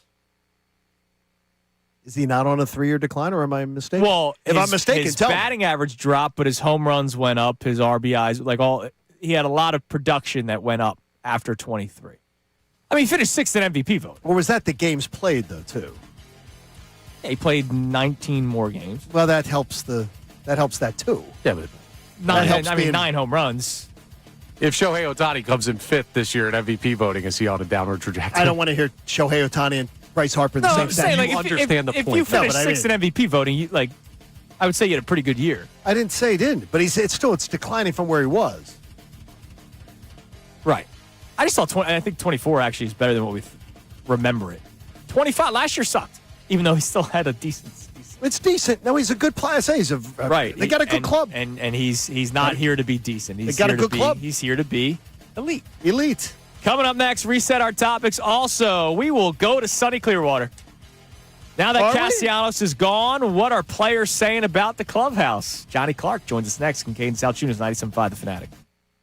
Now on 97.5 The Fanatic Sports Update. Spring ball fully starts. I'm Connor Thomas, and the Phillies' dramatic start to spring training continued over the weekend. Today is the full roster report day, and even without the full team already there, there's been a lot going on. So we had the Nick Castellanos fallout and everything going on with that. The story from Matt Geld in The Athletic.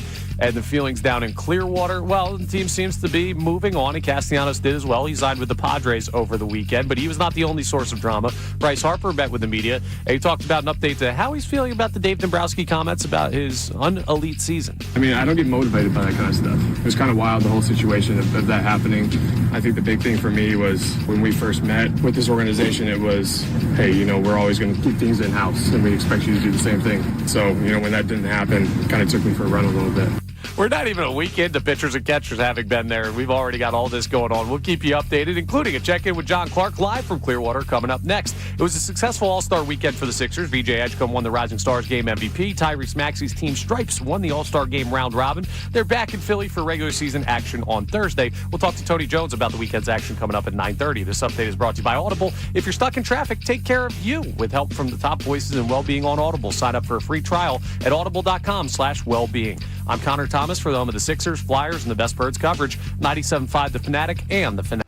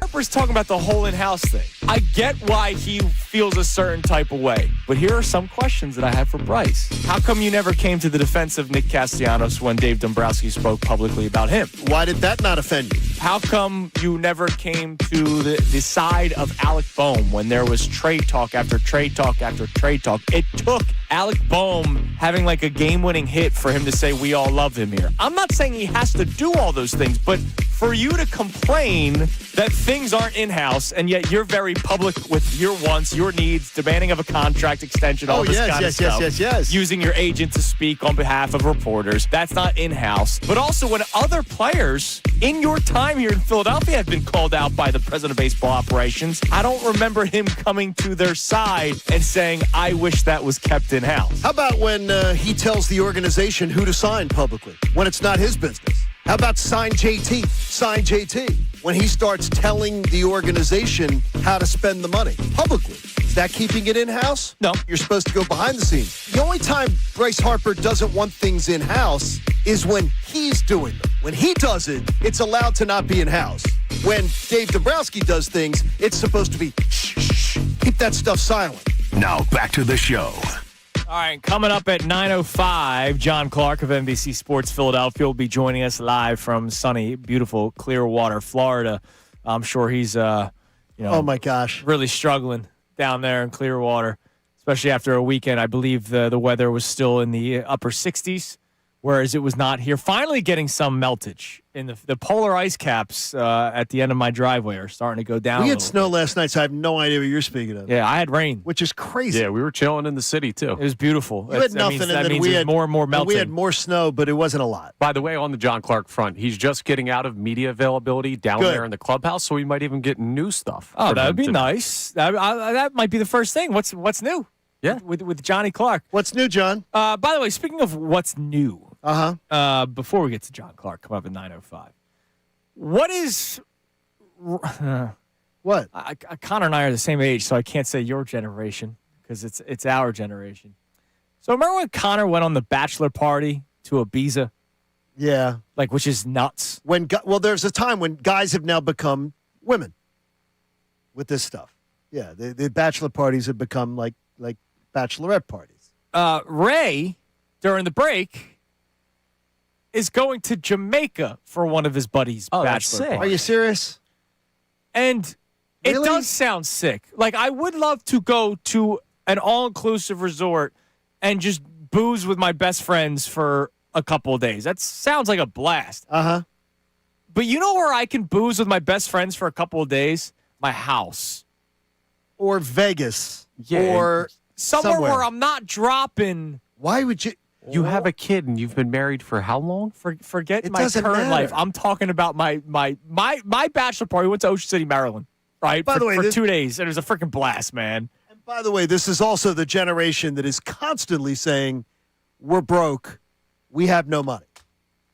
We can't afford it. Well, yeah, because we're going on all these bachelor exactly, parties. because you spend like it. And I always love to do it because I'll have it around here. And I'd love to do it. I'll go, really? Whenever I'll hear it's like, oh, money's tight and everything, I'll say, how much you spent on DoorDash this month? Right. And then I'll say, let me see those sunglasses. What? I'll say, how come you have nicer sunglasses than I do? How come you have nicer stuff than I do? You have nicer toys than I do. That's why you're broke, because you're spending $35 to get Taco Bell, because you won't get up off your backside and go get it. That's why you're broke. I just don't understand, what happened? Jamaica for bachelor That's parties? a lot of money. With a bunch for going with a sausage party to Jamaica? Honestly. A bunch of dudes? You're going, come on. I don't care about that part. You're going to have fun with your best friends. No, that's fine, but you can do that. You can do that somewhere much cheaper and still have a freaking blast. Dawu checks in. Have you ever met a redheaded Jamaican kid? No, and I have obviously my married into a Jamaican family. We have a very diverse looking Jamaican family, multiracial Jamaican family. We do not have any redheads in our clan. He wonders if maybe there might be a redheaded Jamaican kid one day. I don't know. Well, I will tell you this. I might have from the time if he's flying into Sangster. If he flies into Sangster, I can have eyeballs on Ray Bell the entire time he's on the island. Oh, Ray. Hey, Ray, live your life, man. We're going to make sure. Don't No, worry I'm about going to make sure he's taken care of. Yes. I'm going to make sure that Ray is safe on the island. You need that. All right. Joining us now. He's on a different island. Oh, he's on an island where he's like one of the princes. Yeah. I think it's a peninsula. Yeah, well, regardless of where he's at, it's not here. Isn't Florida a peninsula? Yeah, it's warm, it's sunny, and there's no snow on the ground. And he joins us here on Kincade and Salciunas from NBC Sports Philadelphia, NBC 10, our man John Clark. Johnny, good morning. How are we?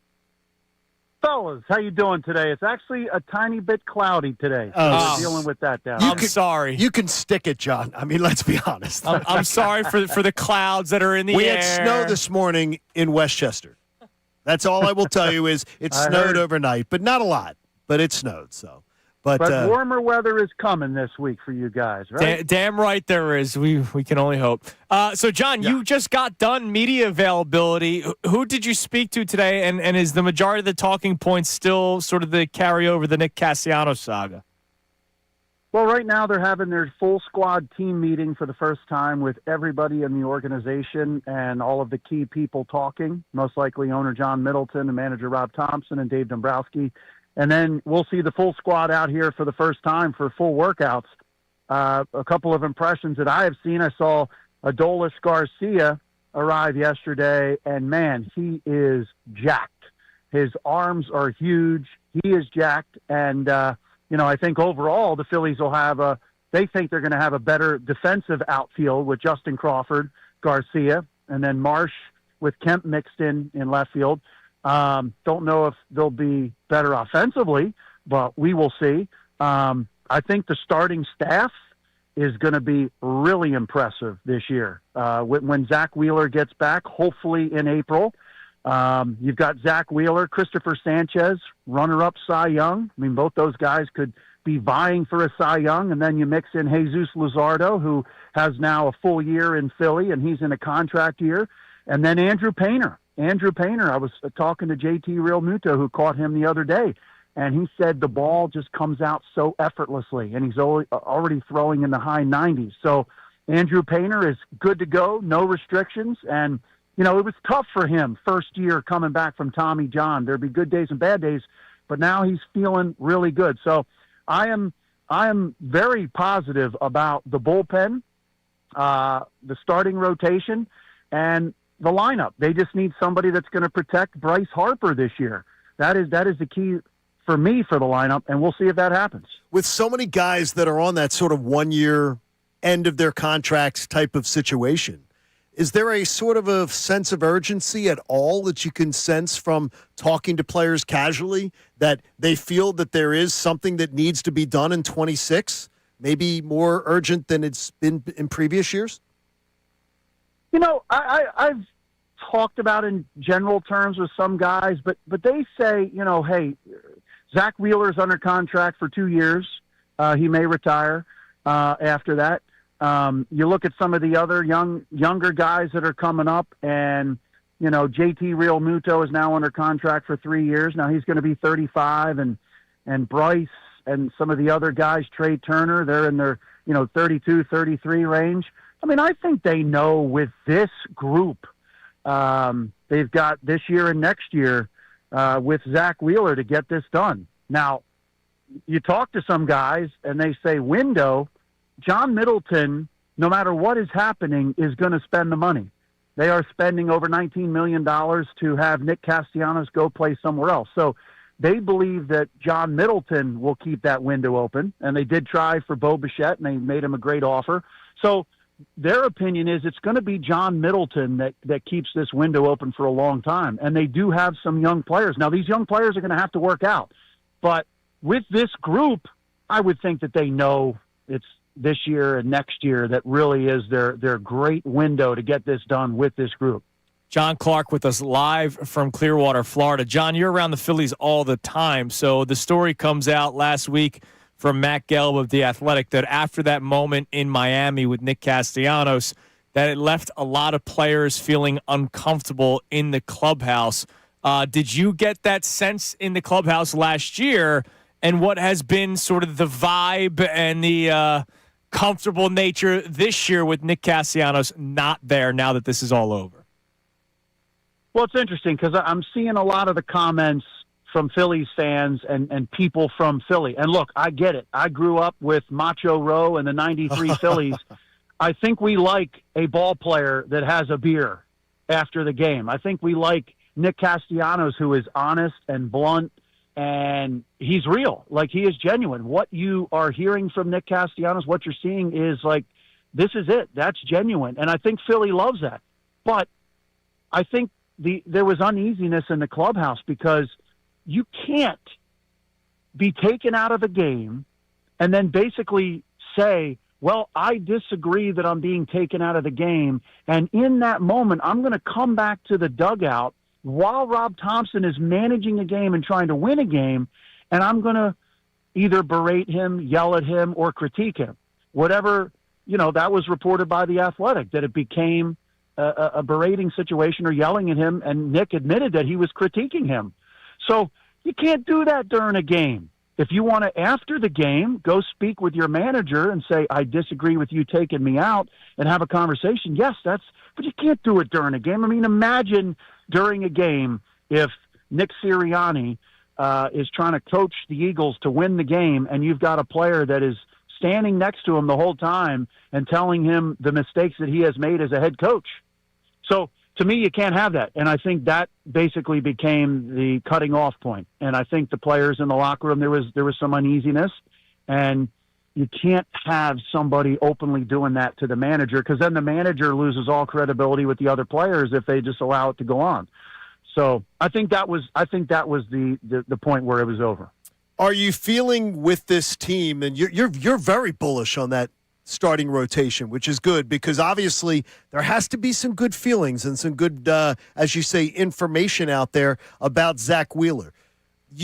You say Zach could retire. You sort of get the feeling that could still be something tenuous, that he may decide a year from now not to retire, because it sounded like he was pretty set on doing it. Yeah, I mean, I can't, he hasn't pushed back on that notion. And this, he did say that this situation last year with the thoracic outlet syndrome, it hasn't changed any of his plans. So he's going to be 36, I believe, coming up here, right? And right. So we're talking about, will he pitch when he's 38 years old or retire? I mean, he has said that he envisions these 2 years of the contract, fulfilling the contract. He loves what he's doing. He loves competing with this group, but that could be it. So if you're going based on that, then they've got these next 2 years. But Zach and the Phillies feel he's going to be able to come back and be the Zach Wheeler that we know. And so if you've got two guys atop the rotation competing for the Cy Young, I'd say that's pretty impressive. And you know, if we go back and now look at what happened with the Dodgers, they didn't have Zach Wheeler. They didn't have Jose Alvarado. And Bader was hurt. Bader got hurt. And Trey was coming back from his hamstring. And the thing that I was talking about with JT Real Muto the other day, these last 2 years, in the game one of the NLDS, they had their starter go out and pitch a fantastic game. Zach Wheeler against the Mets and Sanchez against the Dodgers. And they wound up losing the game. And he said, we have to win game one of the playoffs. We have to get out there and get our confidence and get momentum and win game one. And they have started off a rough game one each time. So look, they've got the talent to do it. They've got the talent to get it done. The Dodgers are obviously a more talented team, and we all expect the Phillies to win the division again. But this team needs to do it in the biggest of moments, and they haven't been able to do it just yet. John, when do you think the Harper Dombrowski back and forth kind of comes to an end? Do you think we have a couple more maybe parting shots or questions answered, or do you think yesterday was the end of it after Harper spoke? I think that's the end of it. I mean, you know, Bryce didn't necessarily say like everything is kumbaya with Dave Dombrowski. It obviously is something that still is on his mind and still bothering him, but I don't think it's going to be an issue. Look, I have seen, and I think you guys have seen, any time Bryce Harper is questioned or doubted, or what Orlando Arcia did, where, you know, Bryce has a little extra fuel or has that edge or the chip on his shoulder, he has always come up huge. Always. Every situation where somebody has doubted him or there's been a slight or a perceived slight. And this is what happens with big-time superstars like this. We saw with Luka Doncic, right? I mean, he was traded by the Mavs, and then he took it to heart. What did he do? He got into the best shape of his life with the Lakers. So maybe this will light that extra fire. Not that Bryce necessarily needs it, but we have seen this works with Bryce when he feels slighted. John, how good does that bullpen on paper and around the team, the energy that they feel about it, look to you? Because I really love the idea of having a great situational matchup bullpen if they're healthy going into an October. Yeah, and I agree with you. And I think having a full year with Duran, and then you bring in Brad Keller, who has had the experience of playoffs, and he's been in the big moments with the Cubs. And then hopefully Jose Alvarado for the entire time. We saw what Tanner Banks was able to do. So I think you know, you've got guys in the bullpen that can all throw it. I was talking to Brad about that yesterday, and Brad says he comes in and he sees, man, we have velo all over that bullpen. Every guy can come in and throw it. So I think the bullpen hopefully is solidified, and I think having Duran for the entire season is a big deal. And I think it'll get set up from the beginning, and you'll have your matchups. So I think, especially if Aaron Nola can go deeper into games this year, and he told me the other day that's the thing that upset him the most. He wants to be able to go 6-7 innings every night. And if you have Wheeler and Sanchez and Luzardo, then the bullpen should hopefully be a little rested, and you'll come in for situations. And I think that will ultimately be a strong point for this team. I think the bullpen is better. Has business taken you to the Palm yet? To where? To the Palm. The Palm Pavilion? Yeah, it's business. Business, strictly business. Has it taken you there, listen, or any of the other haunts? So yeah, we have not gone to the Palm Pavilion. I got to be honest, it doesn't look open. I got to be honest. What? Maybe I'm wrong. Maybe I'm wrong. Now, I was walking on the beach, and I looked, and I just saw like it was not that the shutters were up, everything was closed up. Did go to Frenchie's, Rockaways on the beach, and the Island Way Grill. But I'll have to get back to you about the Palm Pavilion, because I was looking, and I'm like, it doesn't seem like it looks like it's open. But I'll get back to you. Oh my God! You saw an article from the Tampa Bay Times. It closed. It closed after 60 years. Apparently, it's sold. Really? Apparently, it's sold. Oh no! See now, John. Wow. John just has his lead now for the news. Dude, yeah, that's your lead story on it. A place that every Phillies fan that's ever gone to spring training has gone to. Yes, I think it's going to stay open, but they're selling it, and who knows? You might be right, Johnny. It might be closed right now. That's horrible. Get on that story, would you, John? Please? Yeah, take care of that. That's what we care about most. Let me get your breaking news sounder there, and I'll get on it. Flying college proud. Damn right, Johnny. We appreciate the time, man. Enjoy yourself, and we'll talk to you again soon. Thank you, brother. You got it, guys. Have a good one. John Clark of NBC 10, NBC Sports Philadelphia. Yeah, last 2 weeks ago, the Palm Pavilion, a beloved Clearwater Beach staple since 1926, is officially turning the page. After nearly 100 years in business and more than 6 decades under the Hamilton family, the iconic beachside grill and bar is being sold to St. Pete-based beachside hospitality. There's a lot of these family businesses, the kids don't want to take it over. Well, you also the hurricane. Oh, sure. I went after it got fixed, and they did a good job fixing it. Right. So that's Connor. Have you been? Because I don't know if you've ever been to Clearwater Beach. No, I have been. You have been. Times. Oh, I'm sorry, you have been. Yeah, I don't think off the top of my head I've been to the Palm. Oh, it's nice. Palm Pavilion's awesome. Yeah, dude, it's awesome. No, so you have not been. I have not been to the Palm. I've been to Clearwater Beach, if you've ever been to the Palm. Yeah, double-digit times. Wow, that's sad news, man. Yeah, it's sad. Now that bums me out because we're going to be in Clearwater this summer. I know you are. Well, that's like one of those spots that I was like to my wife. That's that. Well, maybe it'll still be open, but it'll be open under new management. But you hope it doesn't lose its vibe. You never know. It's closing briefly. It will reopen under the new management. There we go. So it's still open. There we go. Still open. All right, coming up next. We go from Johnny Clark to Tony Jones. Sixers are about to resume play, as will the rest of the NBA, following the All-Star weekend that was not a packed house. Unbelievable. Tony Jones can talk about what VJ Edgecombe was able to accomplish, Tyrese Maxey in the All-Star game, and, of course, what's next for the Sixers, because right before the break, Embiid, the knee soreness was back.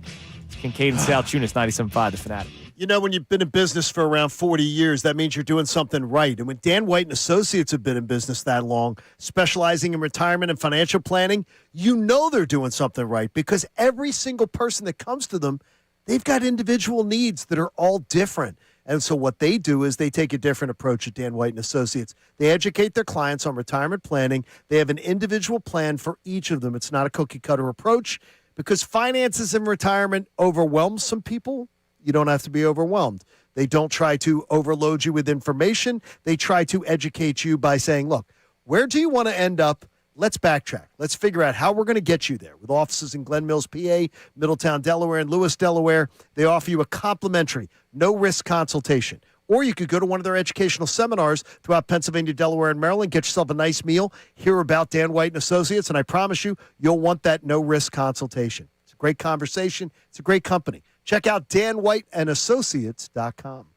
Now on 97.5 The Fanatic Sports Update. Spring training drama continues for the Phillies. I'm Connor Thomas, and the Phillies' dramatic start to spring training continued over the weekend as the fallout from the Nick Castellanos release continued. Matt Gelb, who penned the article for The Athletic depicting Nick Castellanos' time here in Philadelphia and the issues, joined Kevin Cooney over the weekend. He talked about what the vibe's like now that Castellanos has been released. I mean, I think everybody is just happy to move on. And I think, look, like a lot of these guys, I think, have known for months now that Nick Castellanos was not going to be back. And I think everybody here just wants to move on. And I think that's been pretty clear just in talking to guys the last few days. Castellanos signed with the San Diego Padres over the weekend, so clearly he's moved on as well. We'll keep you updated on that. And also the Bryce Harper, Dave Dombrowski drama, as Harper talked over the weekend about the comments still being wild to him that Dave Dombrowski made about his non-elite season in 2025. With all of that said, today is full report day for the Phils, so things are just getting started. We'll keep you updated. It was a successful All-Star weekend for the Sixers as BJ Edgecombe won the Rising Stars Game MVP. Tyrese Maxey's team won the All-Star Game round robin. They're going to be back in Philly for regular season action on Thursday, and we'll talk to Tony Jones of The Athletic coming up next for his thoughts on not just how the young stars performed at the All-Star Game, but what's next for the Sixers and Joel Embiid's health. This update's brought to you by Mattress Firm. Mattress Firm's President's Day sale is here. Score unbeatable deals and get matched with the perfect bed. They make sleep easy. I'm Connor Thomas for the home of the Sixers, Flyers, and the best birds coverage. 97.5 The Fanatic and the Fanatic app.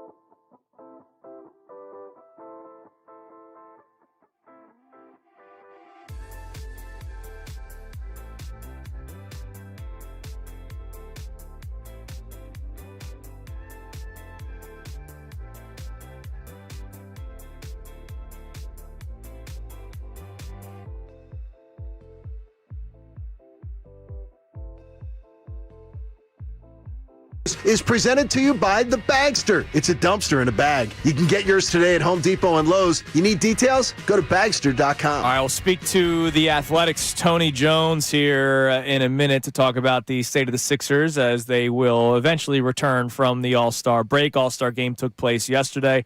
I will admit to you all, I didn't watch a second of anything. Of any of it? No. Wait a minute. You're much more of an NBA guy than I am, and I watched much more of it then. Yeah, no, I didn't watch a second. I didn't watch any Watched of a lot of empty seats. I didn't watch any of the 5 o'clock three-point shooting contest. I didn't watch the dunk contest with people that nobody really knows about. Dunks that that were embarrassing. That are done in warm-ups from some guys. Honestly, less impressive than some of the guys in warm-ups. What's going on? And I know, I apparently missed out on some of the All-Star game action yesterday. There were people saying you did miss it. No, I'm somebody who was ripping it after Saturday. Yesterday was interesting, but you have to explain it to people like it's sort of hard to follow. Yeah, this round-robin tournament that's been going on. By the way, in case people don't know, Palm Pavilion is back open. It's no longer called the Palm Pavilion. It's now Krabby's Beachside Pavilion. So if you are heading to Clearwater for spring training, Krabby's that bar is still open. It's just not the Palm Pavilion anymore. It is Krabby's Beachside Pavilion. The bar and the inn attached to it sold for $23 million.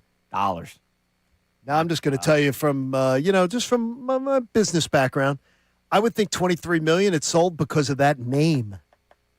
Changing the name shocks me. See, we still could have gotten that Nick Castellanos' deal. And yeah, an extra you're $3 right. million. You're right. Hey, look, the Phillies are associated with Clearwater. Maybe part of the sale was like, here, dish a couple bones to John Middleton because he's hurting for cash.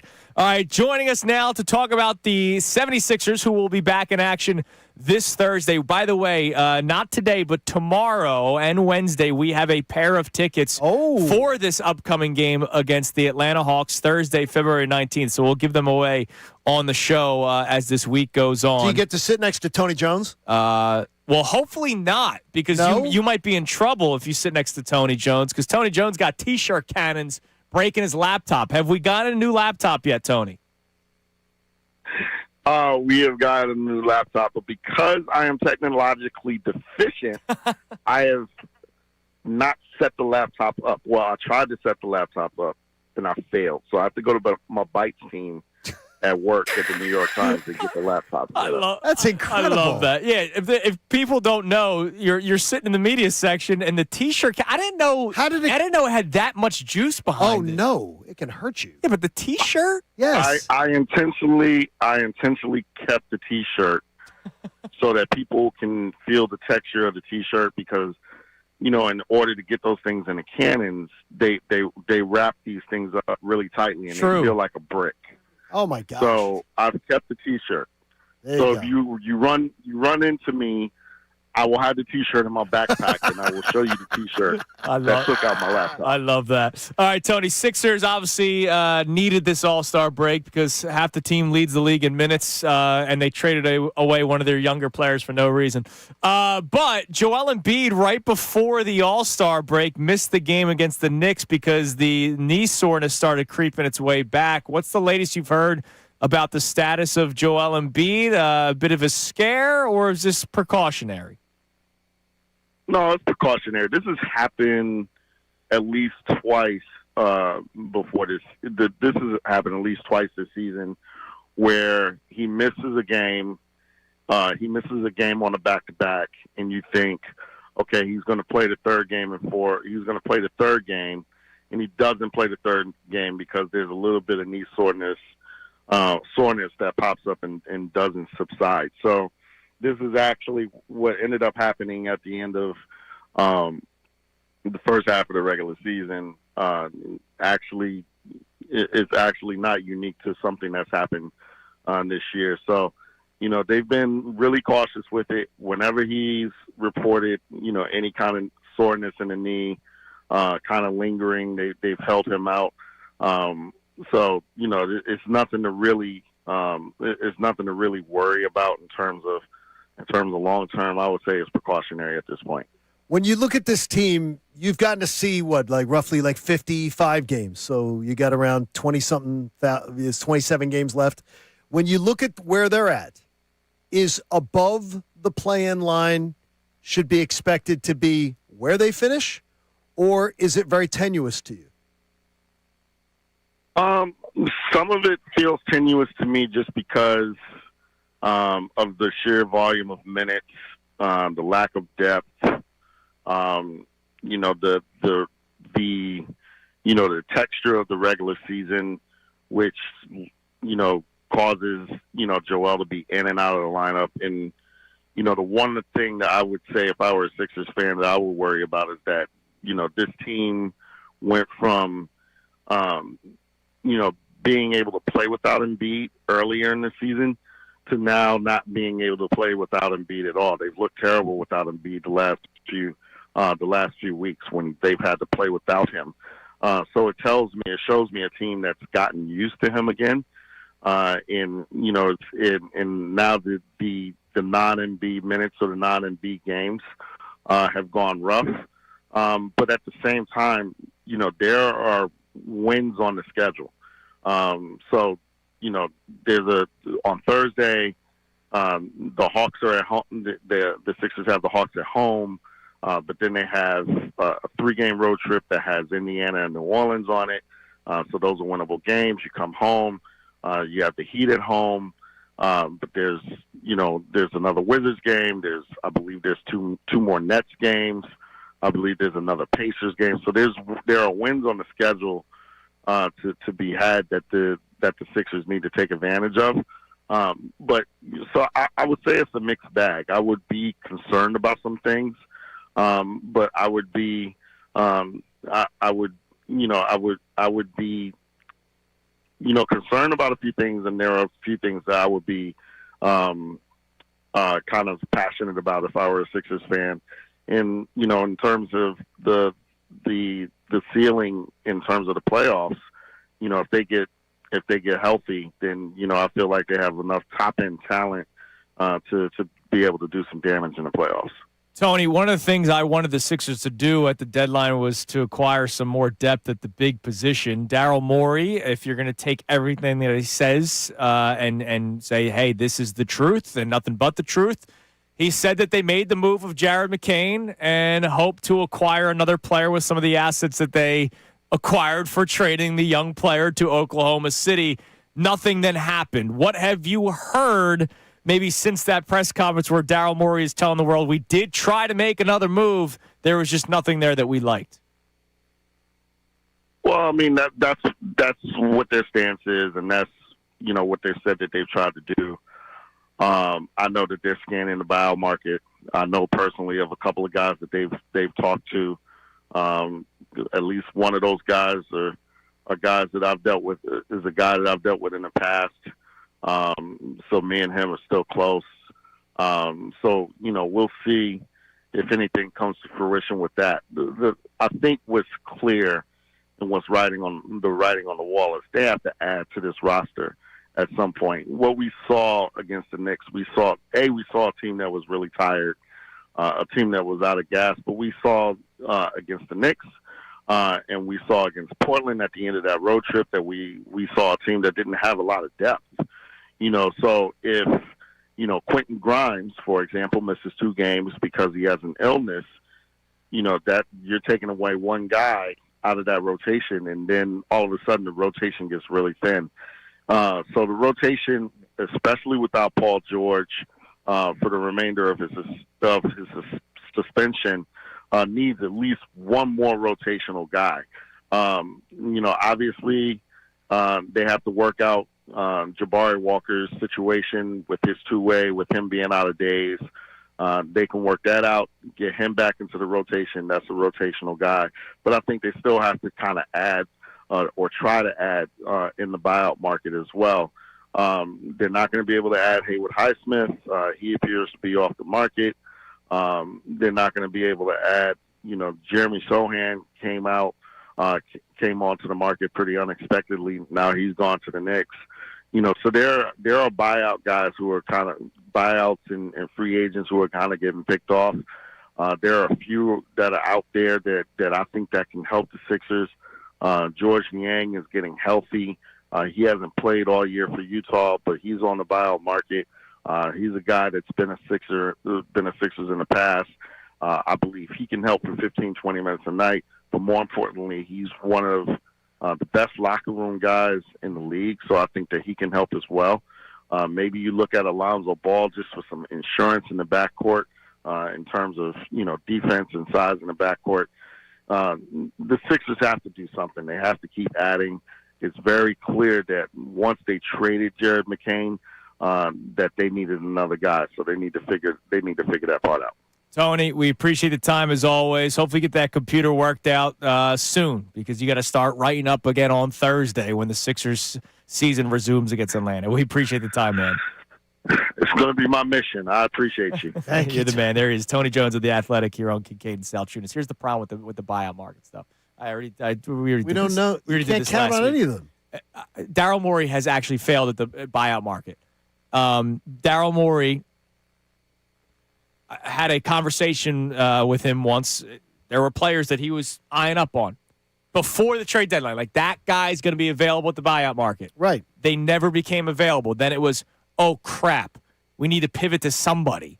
And here's the problem. Once you start pivoting to somebody, after the buyout market means you're not that good. Correct. Name me the star player that hit the buyout market.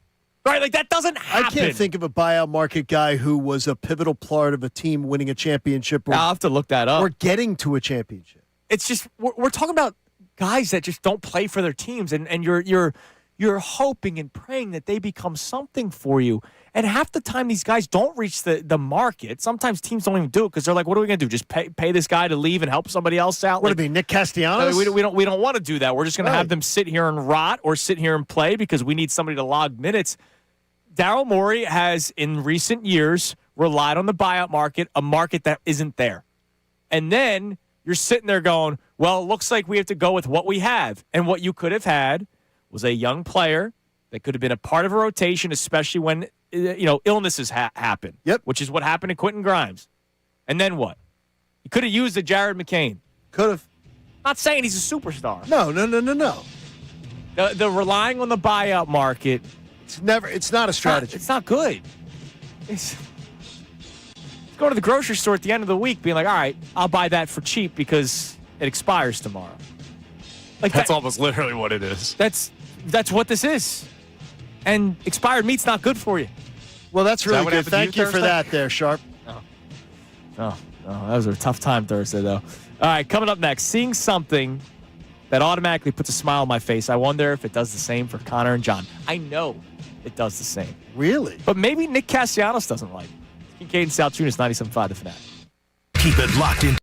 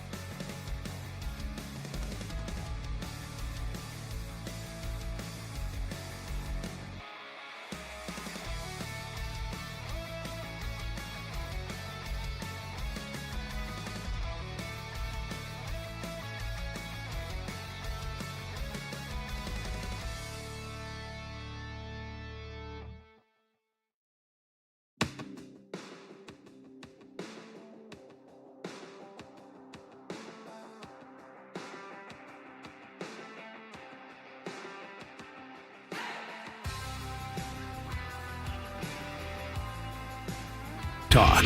97.5 The Fanatic and the Fanatic app. All right, it's 9:46 here on Kincade Salciunas, 97.5 The Fanatic. There is a rumor out there of a player that may be joining the Sixers. A rumor? It may be a return of the Sixers. There was a right when we started the show this morning from this Telesport. Telesport, I don't even know where they're located, but they cover Partizan Mozart Bet of the basketball league in Serbia. Oh, that's important. Where Cameron Payne was a player. Cam Payne. Apparently the biggest transfer in club history. Telesport exclusively reports that Cam Payne is returning to the NBA, and Partizan will receive $1.75 million for the transfer. The player, according to Telesport, has reached an agreement with the Sixers. Now, this happened at 6 o'clock in the morning, and not a single NBA reporter. Yeah, I wouldn't trust it. Has confirmed said report. The Sixers would have already confirmed it. So, right? Are you doubting Telesport? Yeah. Come on, bro. That's disrespectful. That's not right. So something to keep an eye on. By the way, I found an article that was written in 2022 of the last 10 years best buyout markets. All right, the Sixers made the list. Ooh, and they were right. It was actually really worked out for this team. Okay. They acquired both Ersan Ilyasova and Marco Bellinelli off the buyout market.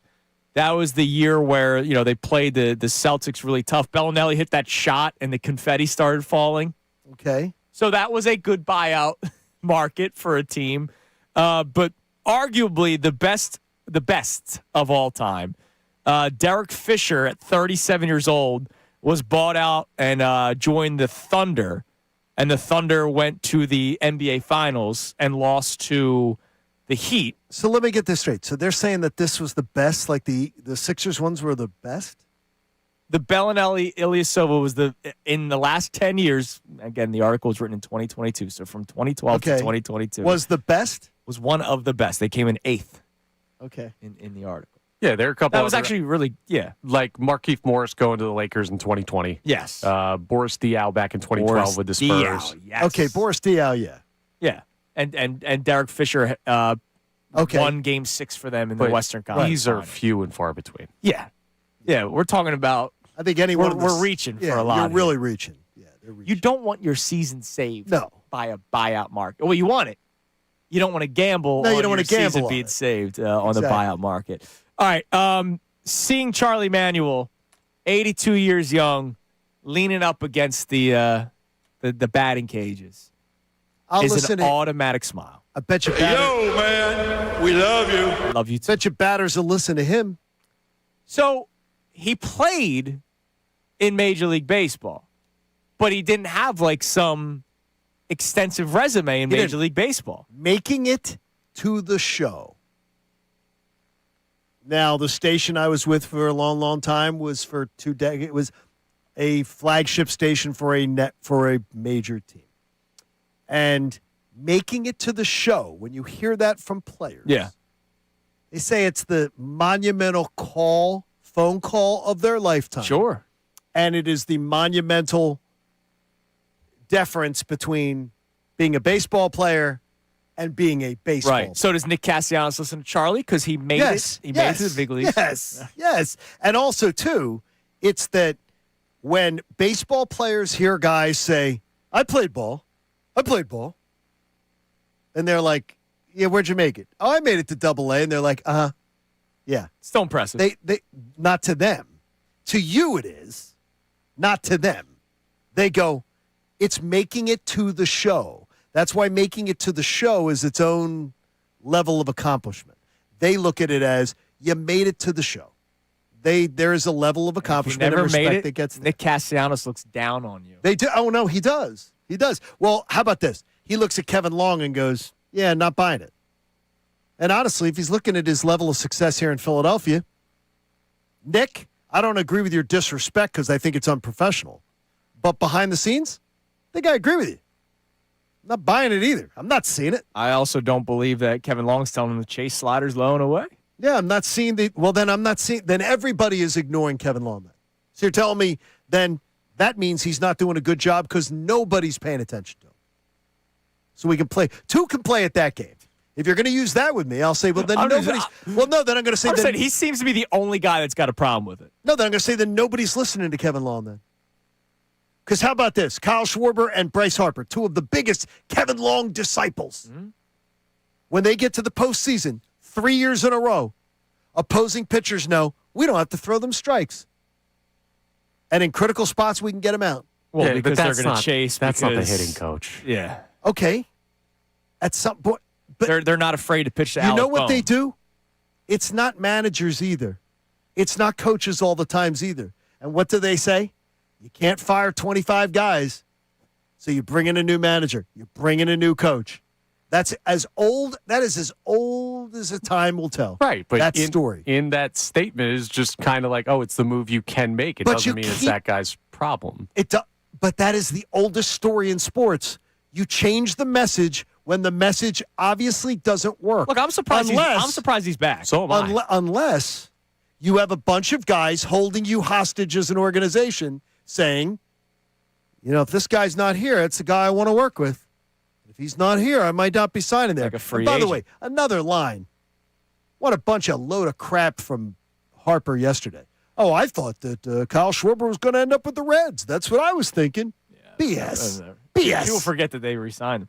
Nobody Maybe thought Bryce he is was the person that Dave was talking about. Nobody thought he was going to end up with the Reds. Maybe. Stop. By the way, a little bit of NFL news toward the end of the show today. Bradley Chubb and the Dolphins are parting ways. So Chubb will be a free agent. Eagles Twitter will go nuts. Tremendous pass rusher. Well, no, what will go nuts is he might set the market. Because he now becomes the number one edge rusher that's available in free agency. Well, he's going to make a lot more than someone who the Eagles are going to not sign. That you want them to sign. Your boyfriend's going to be leaving. I love Jalen Phillips. He's leaving. Yeah, I know he is. He's going to get Chubb's getting a lot more money than Jalen Phillips is getting. Yeah, he's going to set the market. No, but he's getting a lot more money. Like he should get paid a lot more. I would think they wouldn't. There's a 3 year. He's 3 years younger. Jalen Phillips. I don't think it matters. All right. I wouldn't think it matters. It's production. Yeah. You got to get, it's great. Everyone loved Jalen Phillips, and it was great. And I understand why I understand. When he came in here, he was the best that they had. Yes. And he absolutely did. No questions asked. But I need production. I need to actually see it. How many sacks? What? Last season? How many sacks when he came here? He had 2 sacks. Yeah, I mean, that's not. 5 total on the year. Chubb at 8.5. Yeah, I mean, it's not. Chubb's going to get paid. I'm telling you, he's going to get paid. He's going to set the market. It's that's why I think Jalen Phillips, it's not out of the question that they could get him back, depending on how people look at him. But I don't think people look at him around, let's put it this way, I don't think people look at him around football the starry-eyed way that you do. Hassan Reddick's available. No. Oh, yeah, run it back. Let's go. No. From here. No. Yeah. He's available, man. Hey, he's one of our owls, and we know. No. Damn right. No. You can get 38-year-old Kyle Van Noy. No. Sorry, only 35. No. Even better. All right. It's prime. Middays with Marks coming your way next. Everybody have a great rest of your day. We'll be back at it tomorrow on a Tuesday, which means 2 hours of Amy. Amy Fadul will join us from 8 to 10 tomorrow. We have the pair, at least one pair, because we're doing one tomorrow, one Wednesday. Pair tickets for the Sixers-Hawks game, which comes your way on Thursday. More Philly stuff today. The first full team workout for the Phillies in Clearwater. So I'm sure there's supposed to be more to talk about the Phillies. That's not just drama tomorrow on the show. Everybody have a great rest of your day. Middays with Marks next right here.